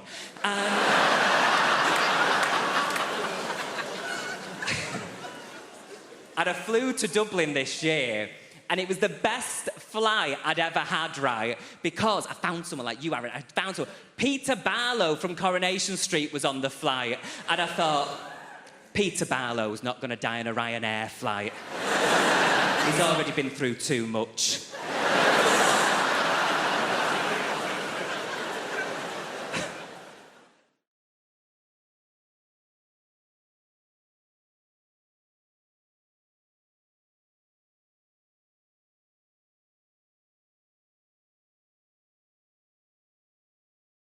The most sexually adventurous thing I ever did, I did it when I was single.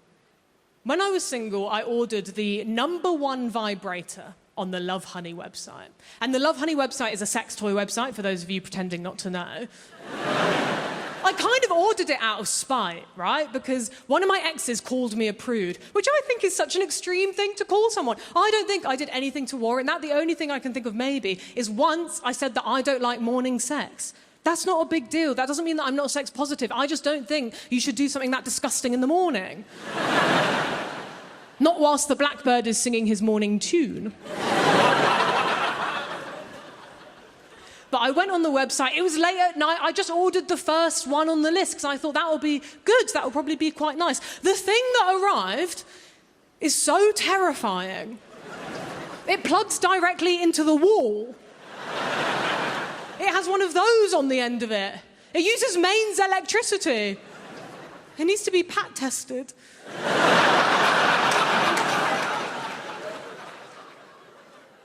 I just find that so threatening, because I think what that's basically saying is, what I'm about to do to you couldn't possibly be done with a battery.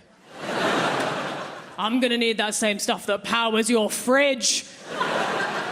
It's huge, it's bigger than this. It looks like a piece of farming equipment from the Industrial Revolution. But it's called a wand. There is nothing magical about it. I've never seen this type of vibrator before. All the vibrators that I've seen advertised online are very small and portable, and they're not making big claims. They're just happy to live in your bedside drawer, and they'll be there like, okay, girl, I'm here if you need me. Like, if you and your partner get, like, super, super drunk one night, maybe you could experiment with me for a little bit. Honestly, I might not do anything, but I might speed things along for you a little bit. Either way, no worries if not. Whereas my vibrator is just next to the bed like, do you want to meet God? Not really. It doesn't even fit in the bedside drawer. It's just curled up on the floor like a python. And after it arrived, I was like, is this the right thing? Because I checked on the website, because I thought maybe it got mixed up with like an order meant for Guantanamo Bay. It was the right thing. Not only that, I read the description for the first time. It said in the description, this is the world's most powerful vibrator. I don't think I need that. I need absolute max, a whisper on the wind. The world's most powerful vibrator. You shouldn't be able to buy that without a license. Underneath as well, it said, the vibrator will turn off automatically after 20 minutes for your safety. 21 minutes and there's a danger of death. I don't even want to share. It cost £90. So I felt like I had to try it because I spent so much money. And I don't even have a plug next to my bed. I had to get the extension cable. That felt desperate. I turned it on onto the lowest setting. It had 8 settings. I turned it onto setting 1. It was so loud. I was like, there's nothing private about this experience. The neighbours are going to think I'm having a new kitchen put in. At midnight, they're going to call the council. Well, no, they're not calling anyone. They don't have any power right now. I tried it just for like 1, maybe 2 seconds, and I was like, I can smell burning. I can't use this thing. It's going to sand me down. It's going to erode. I'm going to be flat over. There'll be nothing left like Barbie. But it had 8 settings. I thought, I have to see what setting 8 does. Not on myself. I know my limits. I just turned it up to setting 8 in the sky. Fuck me. I was like, I'm going to rip a hole in the space-time continuum.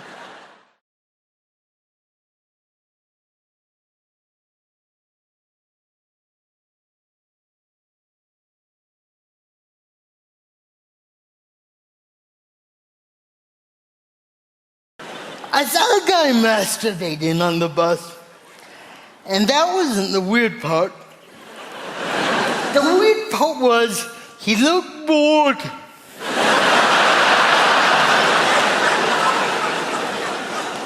If you're bored masturbating on a bus, life is over. If you can't enjoy masturbating on a bus, what's the chance you're gonna enjoy a sunset?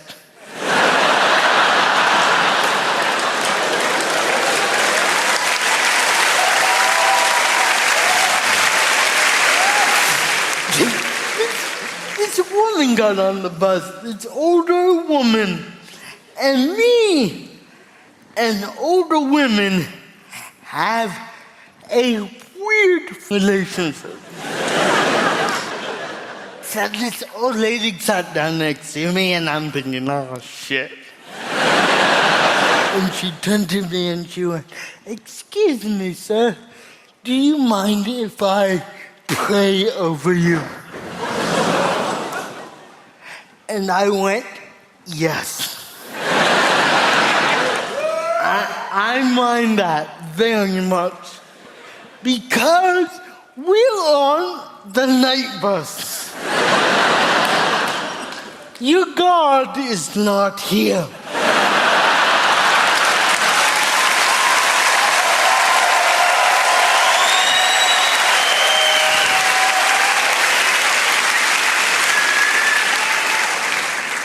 And she went, well, I'm gonna do it anyway. And I went, yeah, I thought so. So she started speaking in tongues over me, telling Satan to leave my body, which I was flattered. I got Satan. I got the big dog himself. That feels good. Right, which, by the way, if you're ever riding a night bus, do it with some lady casting demons out of you. Because no one bothers you. Right? So she did that for 10 minutes, non-stop, speaking tongues over me. And then her bus stop came. So she rang the bell to get off, which is the most fucked up part of the story. Because if you think about it, this lady believes, she truly believes she has the power, the cosmic power to cast demons out of me. She believes that. But she also believes her bus stop is more important.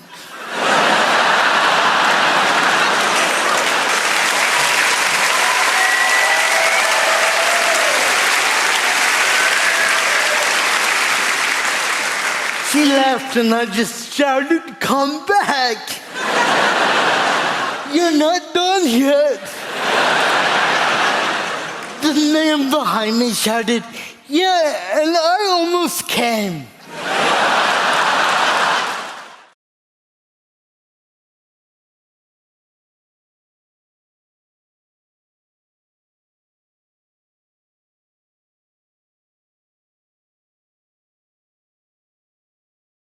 So the winter's drawing in. It's over. The summer was over. We never even had a summer. It was so depressing. Nothing happened, except there was a lot of rain, a great deal of rain. More rain ever since records began. Yes. Not that we have any idea what that means. There was this strange period in history with no records at all. People would leave their homes and go, "It feels slightly different to yesterday." Is anybody writing this down? And then after a period of time, somebody said, "Enough's enough, I will write this down." I would like to announce that records have begun. That first day must have been quite a record-breaking day, don't you think? It's the hottest, wettest, windiest day since records began! This morning, I've only just started. They said about the wind as well on the weather. Who cares about the wind? Could it be a stiff northeasterly breeze? I'm not sailing to work. I don't give a shit. People see that and go, "I'll leave slightly later with a tailwind. I'll be there in half the time." Woo! Then the clocks are going to change. Nobody knows when the clocks are going to change. They change on a Saturday night. Nobody knows it's going to happen. Everybody the same every Saturday night, every year. They don't know which way or what's going on. You only find out about it late on Saturday night. You overhear somebody, "Excuse me, what was that? The clocks, they changed. When? Tonight?" "Oh, darling, the clocks, which way? Which way? Which way?" They go back. Is that the good one? Is that the good one? How many years do we need to be alive before we know when they change and which way? An extra hour! Woohoo! The only thing we can look forward to, ladies and gentlemen, in this winter is snow. It's the only thing that gets us through, because the weather's terrible, but snow is the holy grail. Nothing beats snow. And normally we get one day of snow, and you've got to hope that it snows overnight so you can be snowed in. Earlier this year, it snowed in the middle of the day. You don't want that. I was waiting for my bus, and where I live, there's no tube. You have to wait for the bus. The buses actually originate there. The bus is already there. So it's even more frustrating. I'm waiting for the driver. We've got everything we need. We're looking for people. Can you drive this thing? And that's when the snow came. Amazing, instantly landing snow. The best of snow. I mean, the most unbelievable snow. And then I realized, oh my God, I could get snowed out. This is not what I need. The driver shows up. And he says, "Ladies and gentlemen, I regret to inform you, due to the chaos on the roads, it's been snowing 8 seconds at this point. We're cancelling the bus. There will be no running of this service." And we're like, "Well, hang on a minute. We bought our tickets. What are we going to do? How are we supposed to get home? There's no way to get home. What are we going to do?" And he said, "Don't shout at me. I actually live at the other end of this bus route. I take this bus home, and then I'm relieved by another driver." And we're like, "This is a very interesting development. How are you going to get home?" There's only one thing to do. Walk. It's the only way we can get home. It's the only way at all. I'm like, fine, okay. So we walked the bus route, led by the driver.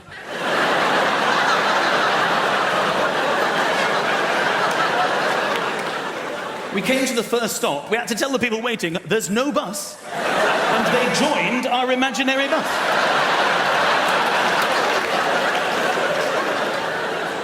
It was getting bigger and bigger. I looked behind us, I could see the next imaginary bus. Not a bus, just people walking. And it was catching up fast because no one to pick up from the stops. And the driver saw this as well, and he turned around. He said, when we get to the next stop, don't tell them anything. Keep walking, they can get on the next one. I thought this was one of the funniest things that ever happened to me. I said to the woman walking next to me, I said, this is hilarious. We're on an imaginary bus. There's a driver. There are old people walking, and this is funny, right? And I thought we were on the same wavelength, but now I remember I was doing most of the talking because she said, I'd love to chat, but this is my stop. Filming the traffic, and before I knew it, I was surrounded by area boys. These are the local gangsters in Lagos. Going, give me your camera, we will kill you, you cannot film us. Give us the camera, give us the camera. And I was like, guy, oi, I'm from Hackney, get out of here.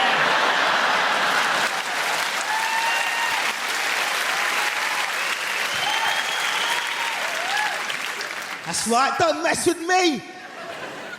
I kept my camera. Well, they got the camera, I got the tape, but I got the tape. Nigeria, it's a hustle to live there. It's a hard place to live. Like, you commit a murder in Nigeria, you will get away with it. You will. And I'll tell you why, because we ain't got no CSI in Nigeria. The police turn up at a crime scene and they're like that. Okay, there's a dead body. There's a dead body. Somebody has been killed.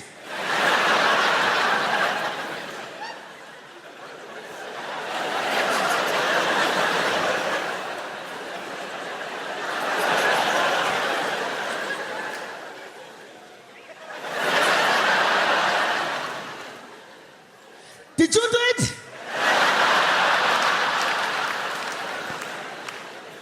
No?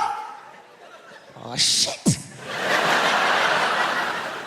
We will never catch the killer. But it's not Nigeria, it's not just Nigeria. I've been all over the world, I've experienced different things, you know. I went to the Caribbean, went to Jamaica. Any Jamaicans in?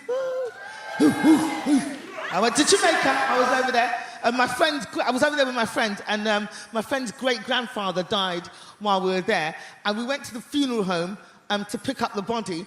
And as I said, it's a hustle to live out there. There was a guy outside the funeral home trying to sell us stuff as we went in.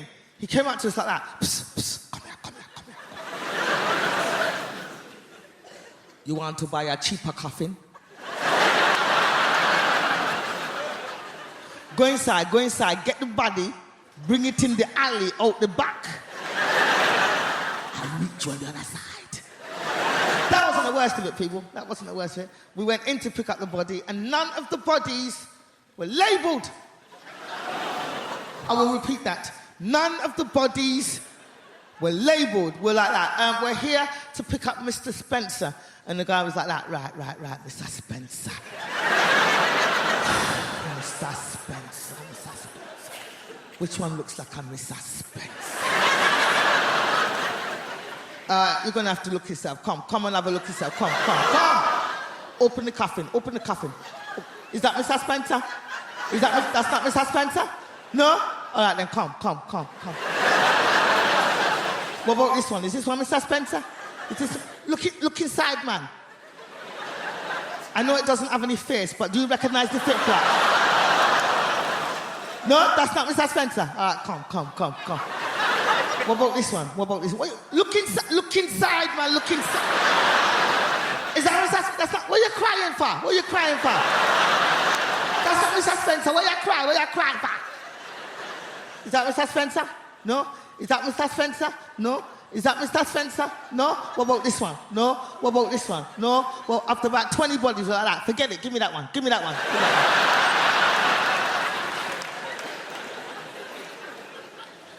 Trying to explain it to the kids at the funeral. Yes, Johnny, sometimes when the body decomposes, it does turn into... So this bloke said to me, he said, Tim, did you know Marie Osmond is about to appear in the world's worst film?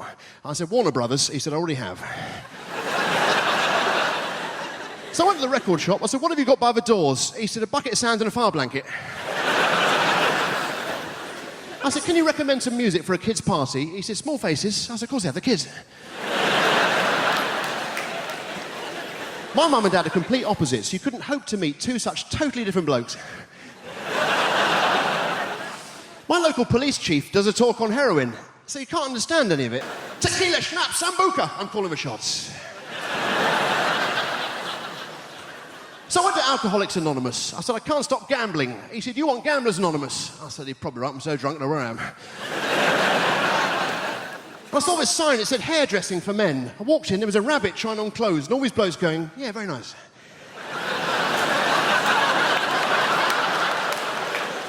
So I went to the cinema, I saw a very sad film, and the bloke behind me suddenly started wailing. I got hit in the back of the head with the harpoon.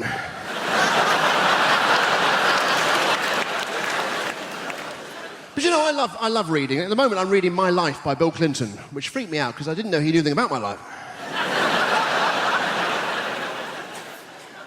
And this bloke said to me, he said, I've got bubonic plague. I said, don't give me that. Ladies and gentlemen, I'll leave you with this. Well, I didn't bring it with me. Today I had dinner with my boss and his wife, and it was a complete disaster. My boss's wife said to me, she said, Tim, how many potatoes would you like? I said, I'll just have one. She says, all right, you don't have to be polite. I said, all right then, I'll just have one, you stupid cow. Thank you very much, good night, God bless!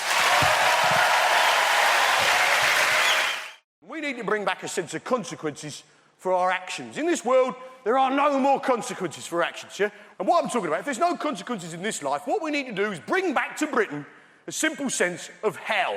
The idea, if we screw up in this life, right, we will burn in sulphur for all eternity in the next life. Now, this is quite a tough sell, right?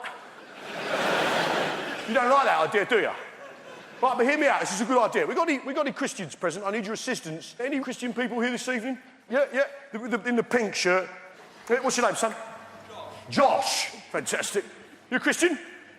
So you understand the idea of redemption, eternity, yeah? Resurrection, eternity in particular. And I do too. I understand the notion of eternity because I went to church on Sunday. Let me tell you this, that service went on forever. If it took me an hour to open a bottle of wine, I'd be drummed out of business. Now, the point is this. How long does it take to own a packet of crisps? Get on with it. Now, we need to bring back... Now, the problem with the idea of hell is no one's frightened of it. Now, I'm going to describe hell for you now, and none of you are going to bat an eyelid, right? And while your body's boiling in the mouldering in the grave, we'll take your soul and boil it in boiling oil for 1,000 millennium. Then after that, 2 sulphurous demons, emissaries of Satan himself, will come along, pull out your kidneys and set fire to them on the red-hot coals of hell itself. Then after this, another demon will come along, pull out your eyeballs, stick them on a red-hot poker, burn them on the hot coals of hell, and stick them up your arsehole, and they'll come out your own mouth with this shit on it. And this will go on forever. So you're not bothered by that, are you? In fact, most of you are laughing at it. Huh? In fact, most of us, being British, are thinking, well, come on then! Call yourself the devil! And that's the interesting thing about hell, isn't it? When you describe it, when someone describes hell, it tells you everything you need to know about that person, right? And what he's like and what his people are like. And I described hell then in a normal British accent, which tells you that we, the British, are stoic, tough people who could take absolutely bloody anything. Right? And that's the interesting thing about hell. It tells you about the people telling you about it. Hell, in a French accent, for instance, sounds like a recipe. And while the body is lying down on the worms inside the flesh, we take out the soul and place it in very hot oil for a long time. Then, once it is tender, 2 demons come together at once, remove the kidneys and place them on the hot coals with a little white wine vinegar, some sea salt, and some rosemary, and cook them till they're brown on the outside, but still pink in the middle. Then after this, we take the eyeballs, place them on the hot coals, cook them till they're crunchy on the outside, runny in the middle, on the hot poker, stick them up the arse, they come out the mouth with the shit on. It is delicious. Absolutely delicious. Hey, you see? Perverts! Perverts, basically, yeah? Hell. Hell, in a Dutch accent, sounds like a pretty good stag do, doesn't it? Hey, and while your body is lying down, we'll take you to the hottest place you can imagine. Imagine the hottest place you can go, yeah? Now go even hotter. And 2 demons will come together and rub oil all over your body. 2 demons together. 2 demons together at once. And then you will take out your kidneys. Oh, your hot kidneys. Your hot kidneys. And place the kidneys in a hot place and cook the kidneys till they're hard, until your kidneys are hard. And then take out your eyeballs and stick them in your bum hole. And this will cost you 45 euros. Hey, really? But I have developed a new hobby. Some of you probably already do this. I've started listening into people's conversations on the bus and the train. It's quite entertaining. And I was listening not long ago to two old ladies, and they were talking about what they would do if they were men for a day. And I thought, this is going to be brilliant, because pensioners are, by definition, bonkers. But I went out to lunch with a couple of my friends, and I thought, well, I'll ask them the same question. So my first friend, I said, what would you do if you're a man for a day? And without even thinking, she just went, I'd have a wank. Sounded like she needed to. She sounded awfully tense. But these old ladies, different generation to me and my friends, in their 80s, and one of them just said, Edith, what would you do if you're a man for a day? The other one said, knowing my luck, I'd get a Tuesday. And what can you do on a Tuesday?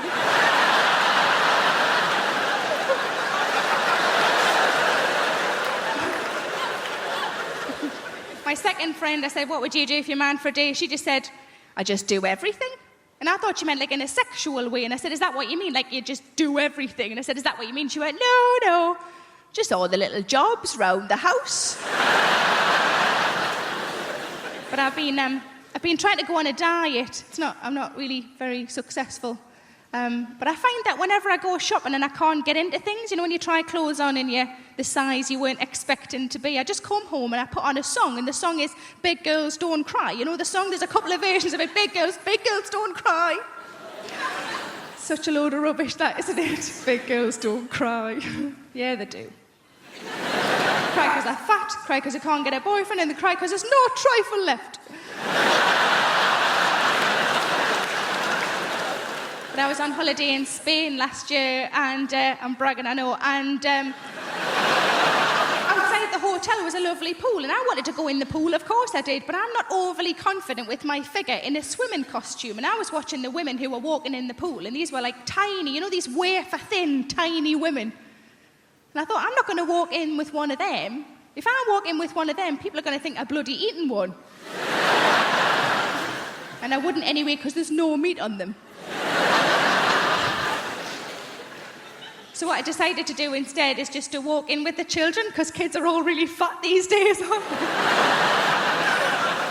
I walk in the same time as a 9-year-old boy who's got bigger tits than me, nobody's looking at me anymore.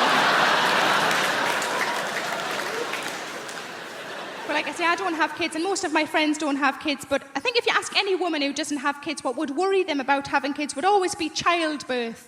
It's quite a reasonable thing to worry about childbirth. From what I understand, it changes you downstairs, doesn't it?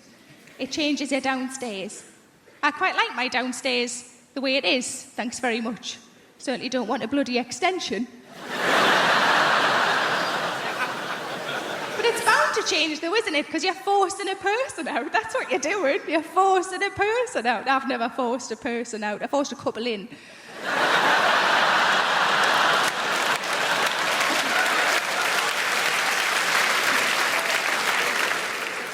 With a shoehorn. I'll say a bit more about myself. I'm from the north of England. I had a very strange upbringing. My dad, he was very old-fashioned. When my sister had her menstrual cycle, he made her go and live in the shed, claiming that she was the evil seed of Satan. It's a little bit old-fashioned, isn't it? It was very sad. My sister died very young. She drowned. But, you know, like my dad said, look on the bright side. If she'd have floated, it would have had to set fire to her anyway, so... She was, My nan was great, though. She was great, my nan. I remember the last thing she said to me just before she died. She said, what are you doing in here with that hammer?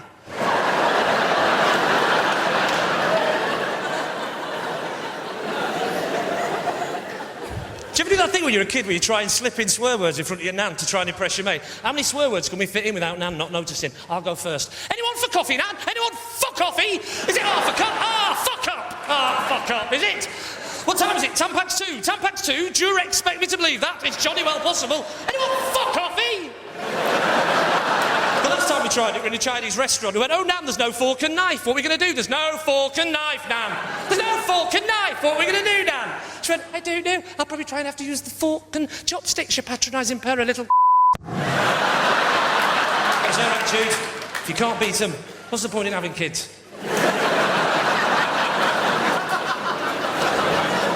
I'm obsessed with swearing, though, because this is great, because this show's going out after 9:30. Well, it is now, but this show's going out after 9:30, right? How did I know it was CBeebies? No, it's going on after 9:30, and...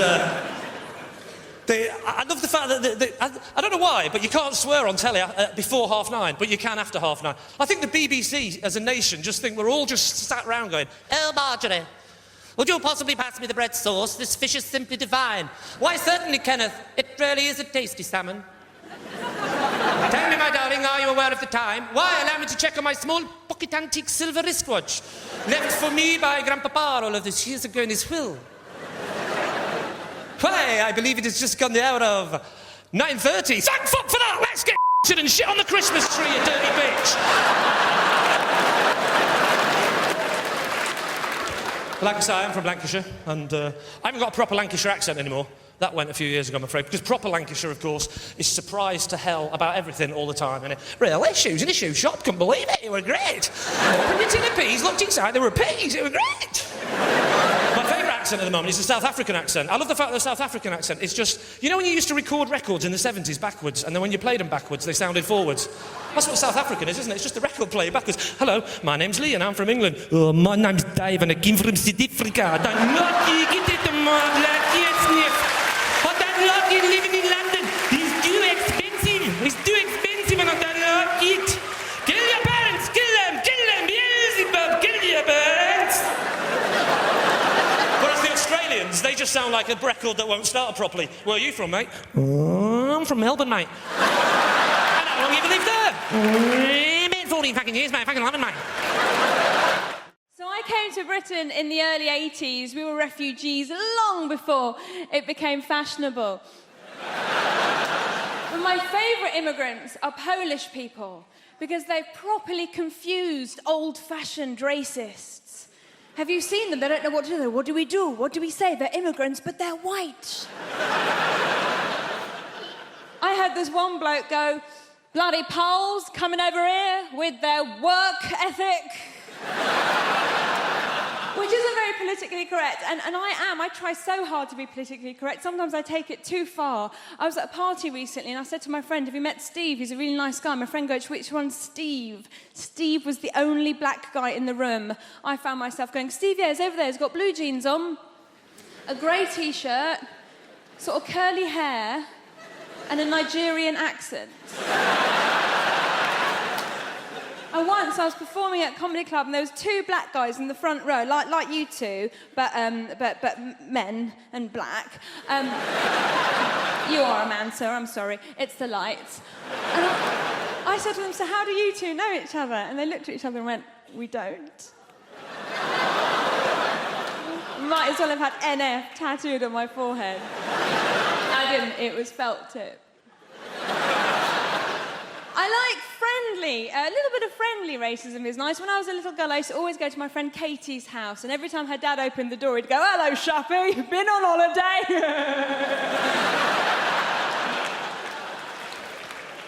So, I have a little boy, I have a baby boy, I'm a mum, and I'm looking at you, some of you are so young, I could be your mummy if I lived somewhere rural.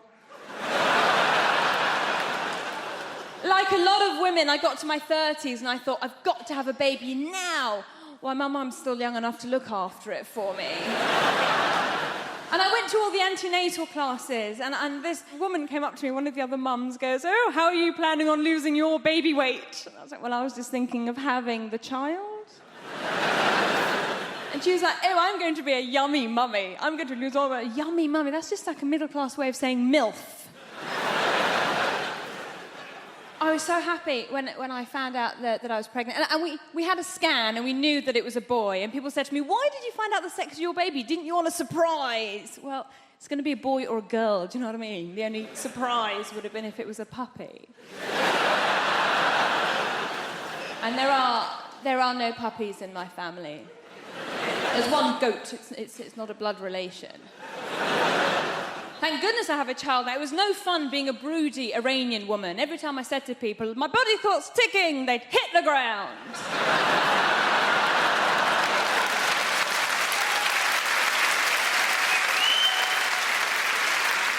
So with all that going on, when I did find out I was pregnant, I was so delighted. I thought, I am going to fill this child's life up with love and hope and understanding. My husband's reaction was slightly different. He walked around going, woohoo, my soldiers worked! Easy. It's not his. Oh, the fuss he made when he found out I was cheating on him. Only child. Can't share. My husband's English, he's from Nottingham, and a lot of people ask me if my husband's Iranian. And I go, well, he's not, he's English, but he's planning to convert.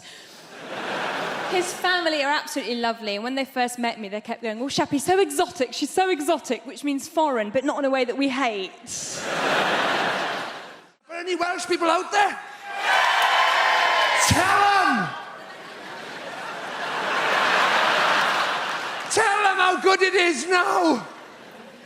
Oh, it's not shit anymore! We spent millions, so it's not shit for you. That's the whole...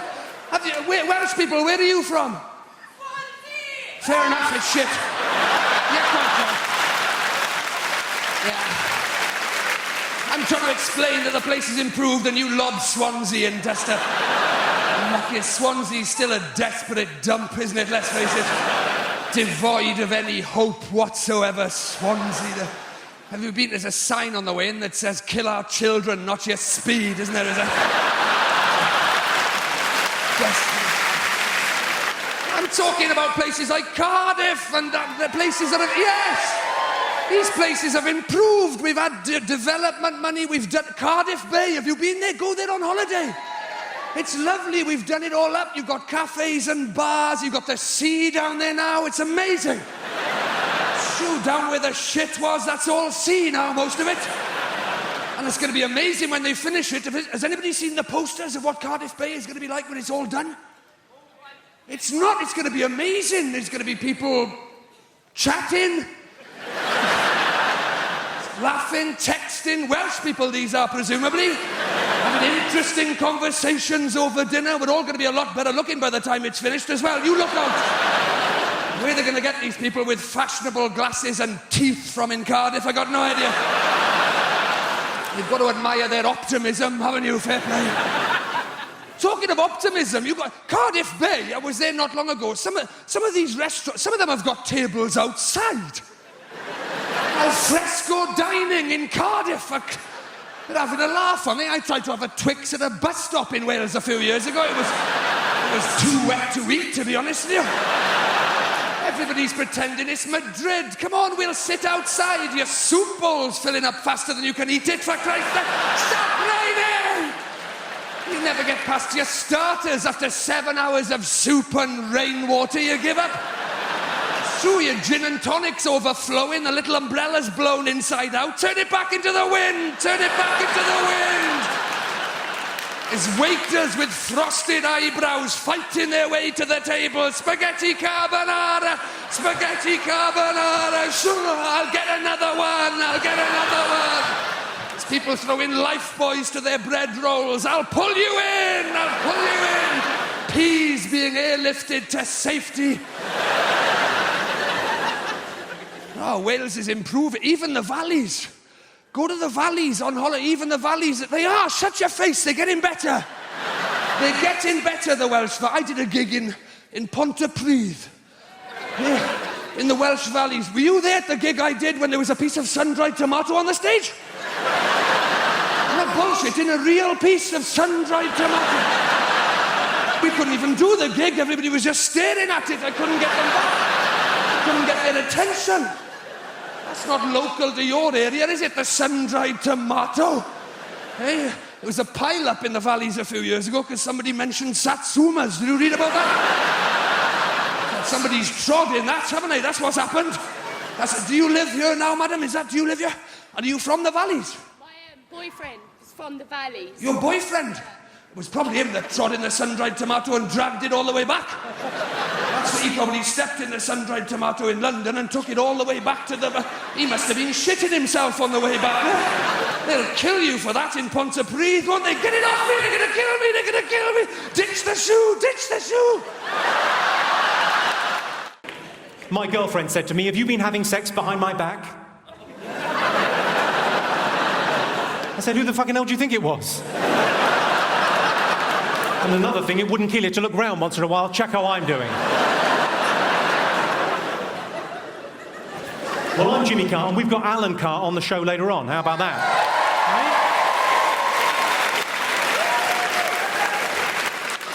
Right? I keep on getting mistaken for Alan Carr, so what I've done is I've stopped sucking men off.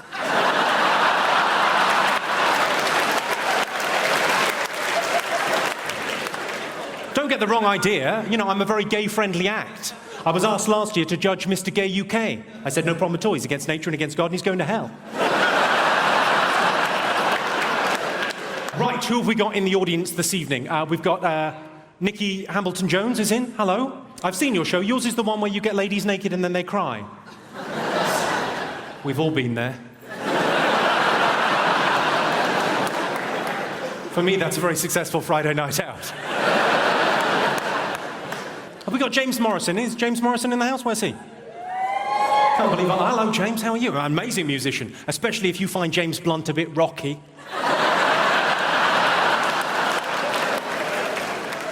You Give Me Something's an amazing song. You Give Me Something is my favourite song ever about chlamydia. My favourite. I love it. Dean Macy's here. Where's Dean Macy? Dean Macy? You're our hope for Beijing, aren't you, in the decathlon? I love the decathlon. You know, it's where you do 10 different things, isn't it? Sort of jack of all trades, master of none. If you don't mind me saying. The 2012 Olympics is going to cost £8 billion, which is, you know, a lot of money. It's probably going to bankrupt London, but you can't put a price on 2 bronze medals in cycling.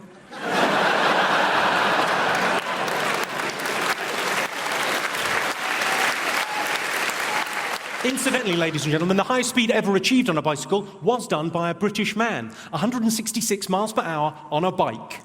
It was recorded at a level crossing. £8 billion is a lot of money. I mean, for that kind of money, we could have another 3 weeks in Iraq. I don't have a stalker, but I do have a woman that sends me pants in the post. Thanks, Mum. People ask me how I relax, so I tell them. I put Smarties tubes onto cats' legs to make them walk like a robot.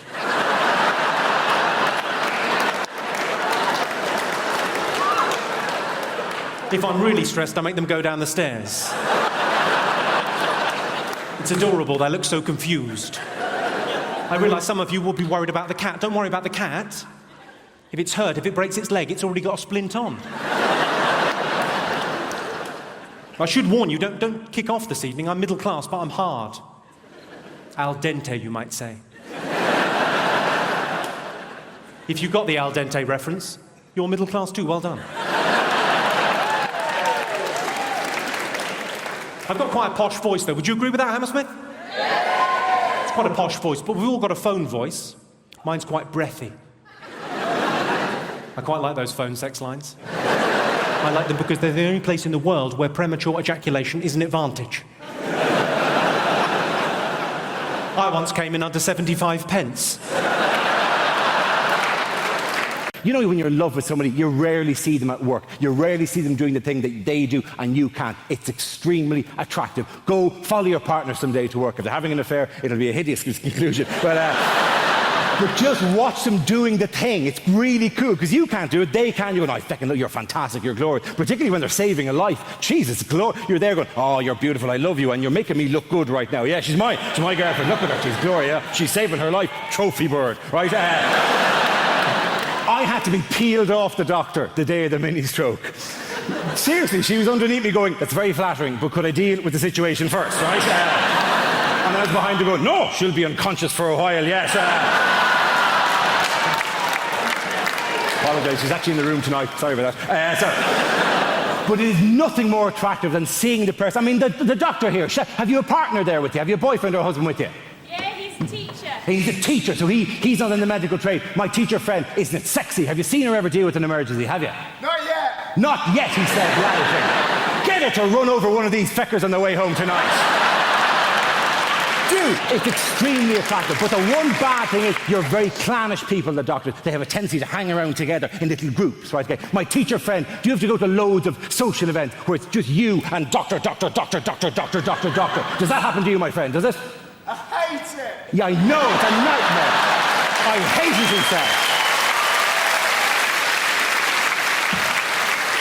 I am articulating your pain, my friend.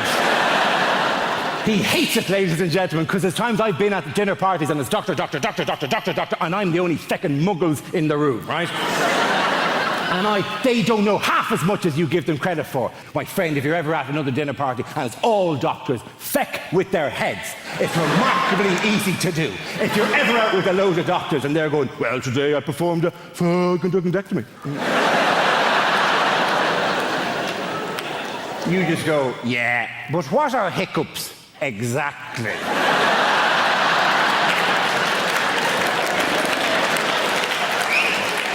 There's many competing theories at the moment. And then you go, why, if you stay in bed longer, do you feel more tired? It's not my speciality, that particular field. Does time heal all wounds? Who the fuck invited you to this dinner party anyway?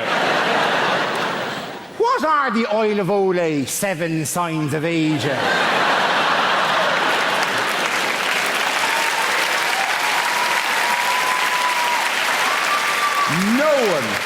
No one actually knows what the oil of Olay 7 signs of aging are, right? Apparently they start with little lines around the eyes and finish with a woman sitting on a stairs with a bottle of gin going, I have them the best years of my life! And it takes a feckin' hell of a cream to get rid of that, let me tell you. Doctor, one final question. Doctor at the back there, my surgeon friend, liver and pancreas, answer me this. What are hiccups exactly? Diaphragmatic irritation. A diaphragmatic irritation. Good woman yourself. Very good. Let the punters at home note, she said, diaphragmatic irritation, which is right. I also would have accepted any arrhythmic irritation of the phrenic nerve. Please. I'm not a doctor. I'm just riding one. Okay. I've been doing camp old nonsense in show business for 20 years now, and I've worked with some fascinating people like Postman Pat. I'm sorry to tell you, but the man's a I'm sorry for language. But we did Panto a couple of years ago, and he was constantly upstaging me and pulling focus. In the end, I said, you're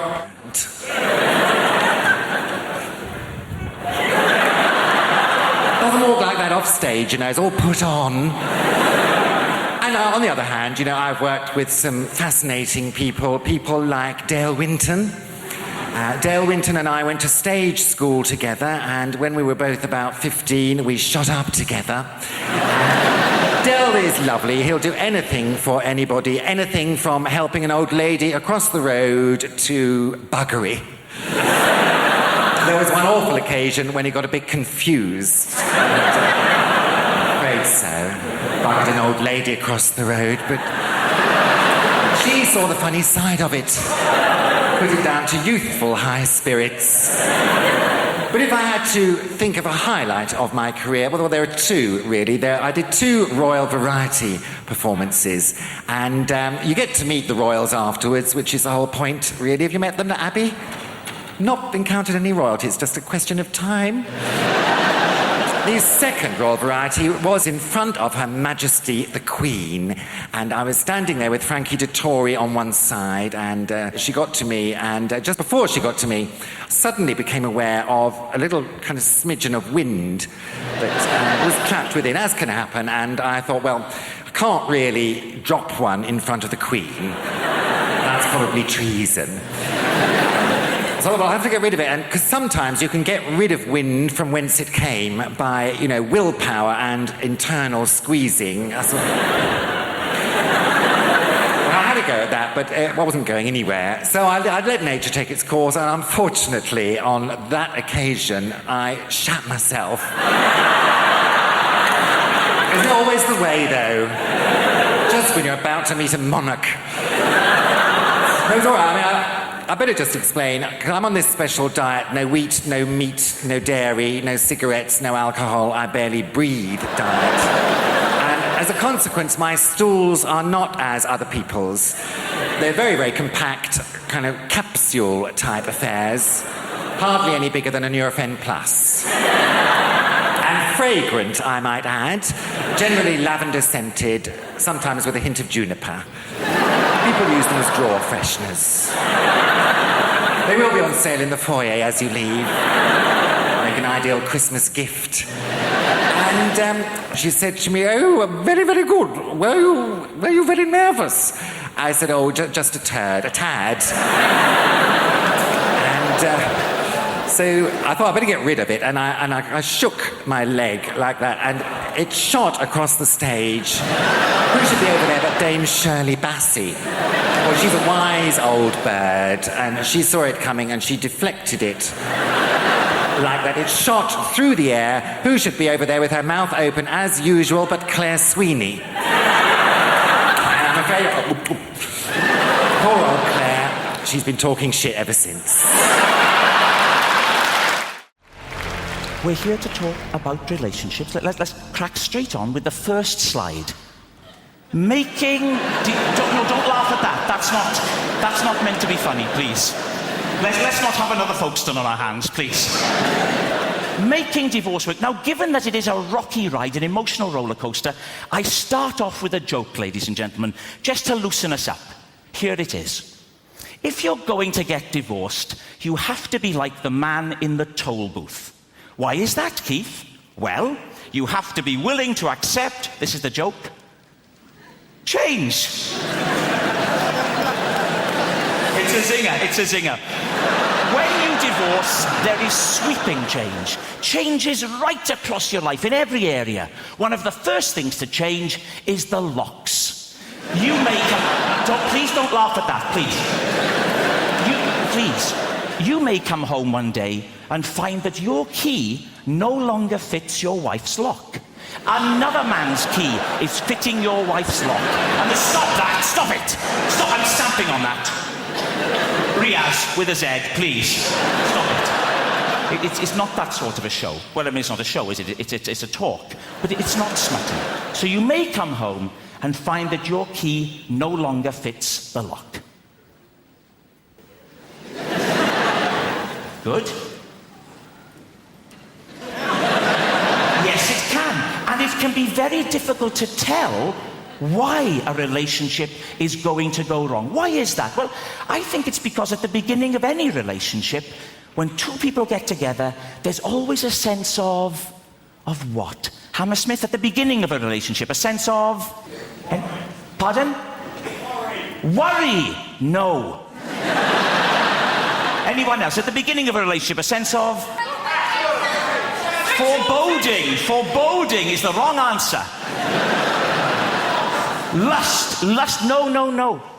Uncertainty. There's always a sense of uncertainty. A feeling of will they, won't they? And there's no way of...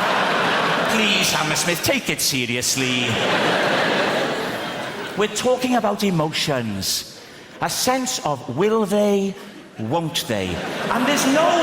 Hammersmith, I will walk off the stage, please. There's no way of predicting when a couple get together whether or not the relationship will work. Will it last a long time? No. Not a chance in hell. Will they stick together? No. Will the marriage endure? Yes. Lee and Leslie. Now, Lee and Leslie are a lesson to us all. They've made a marriage work. So why is it then that when they can make a marriage work, so many others can't. Paul Simon said, there are 50 ways to leave your lover. 1.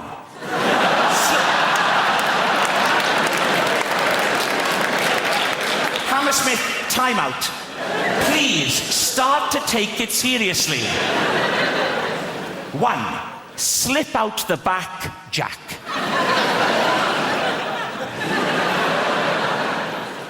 2. Make a new plan, Stan. And 48 others.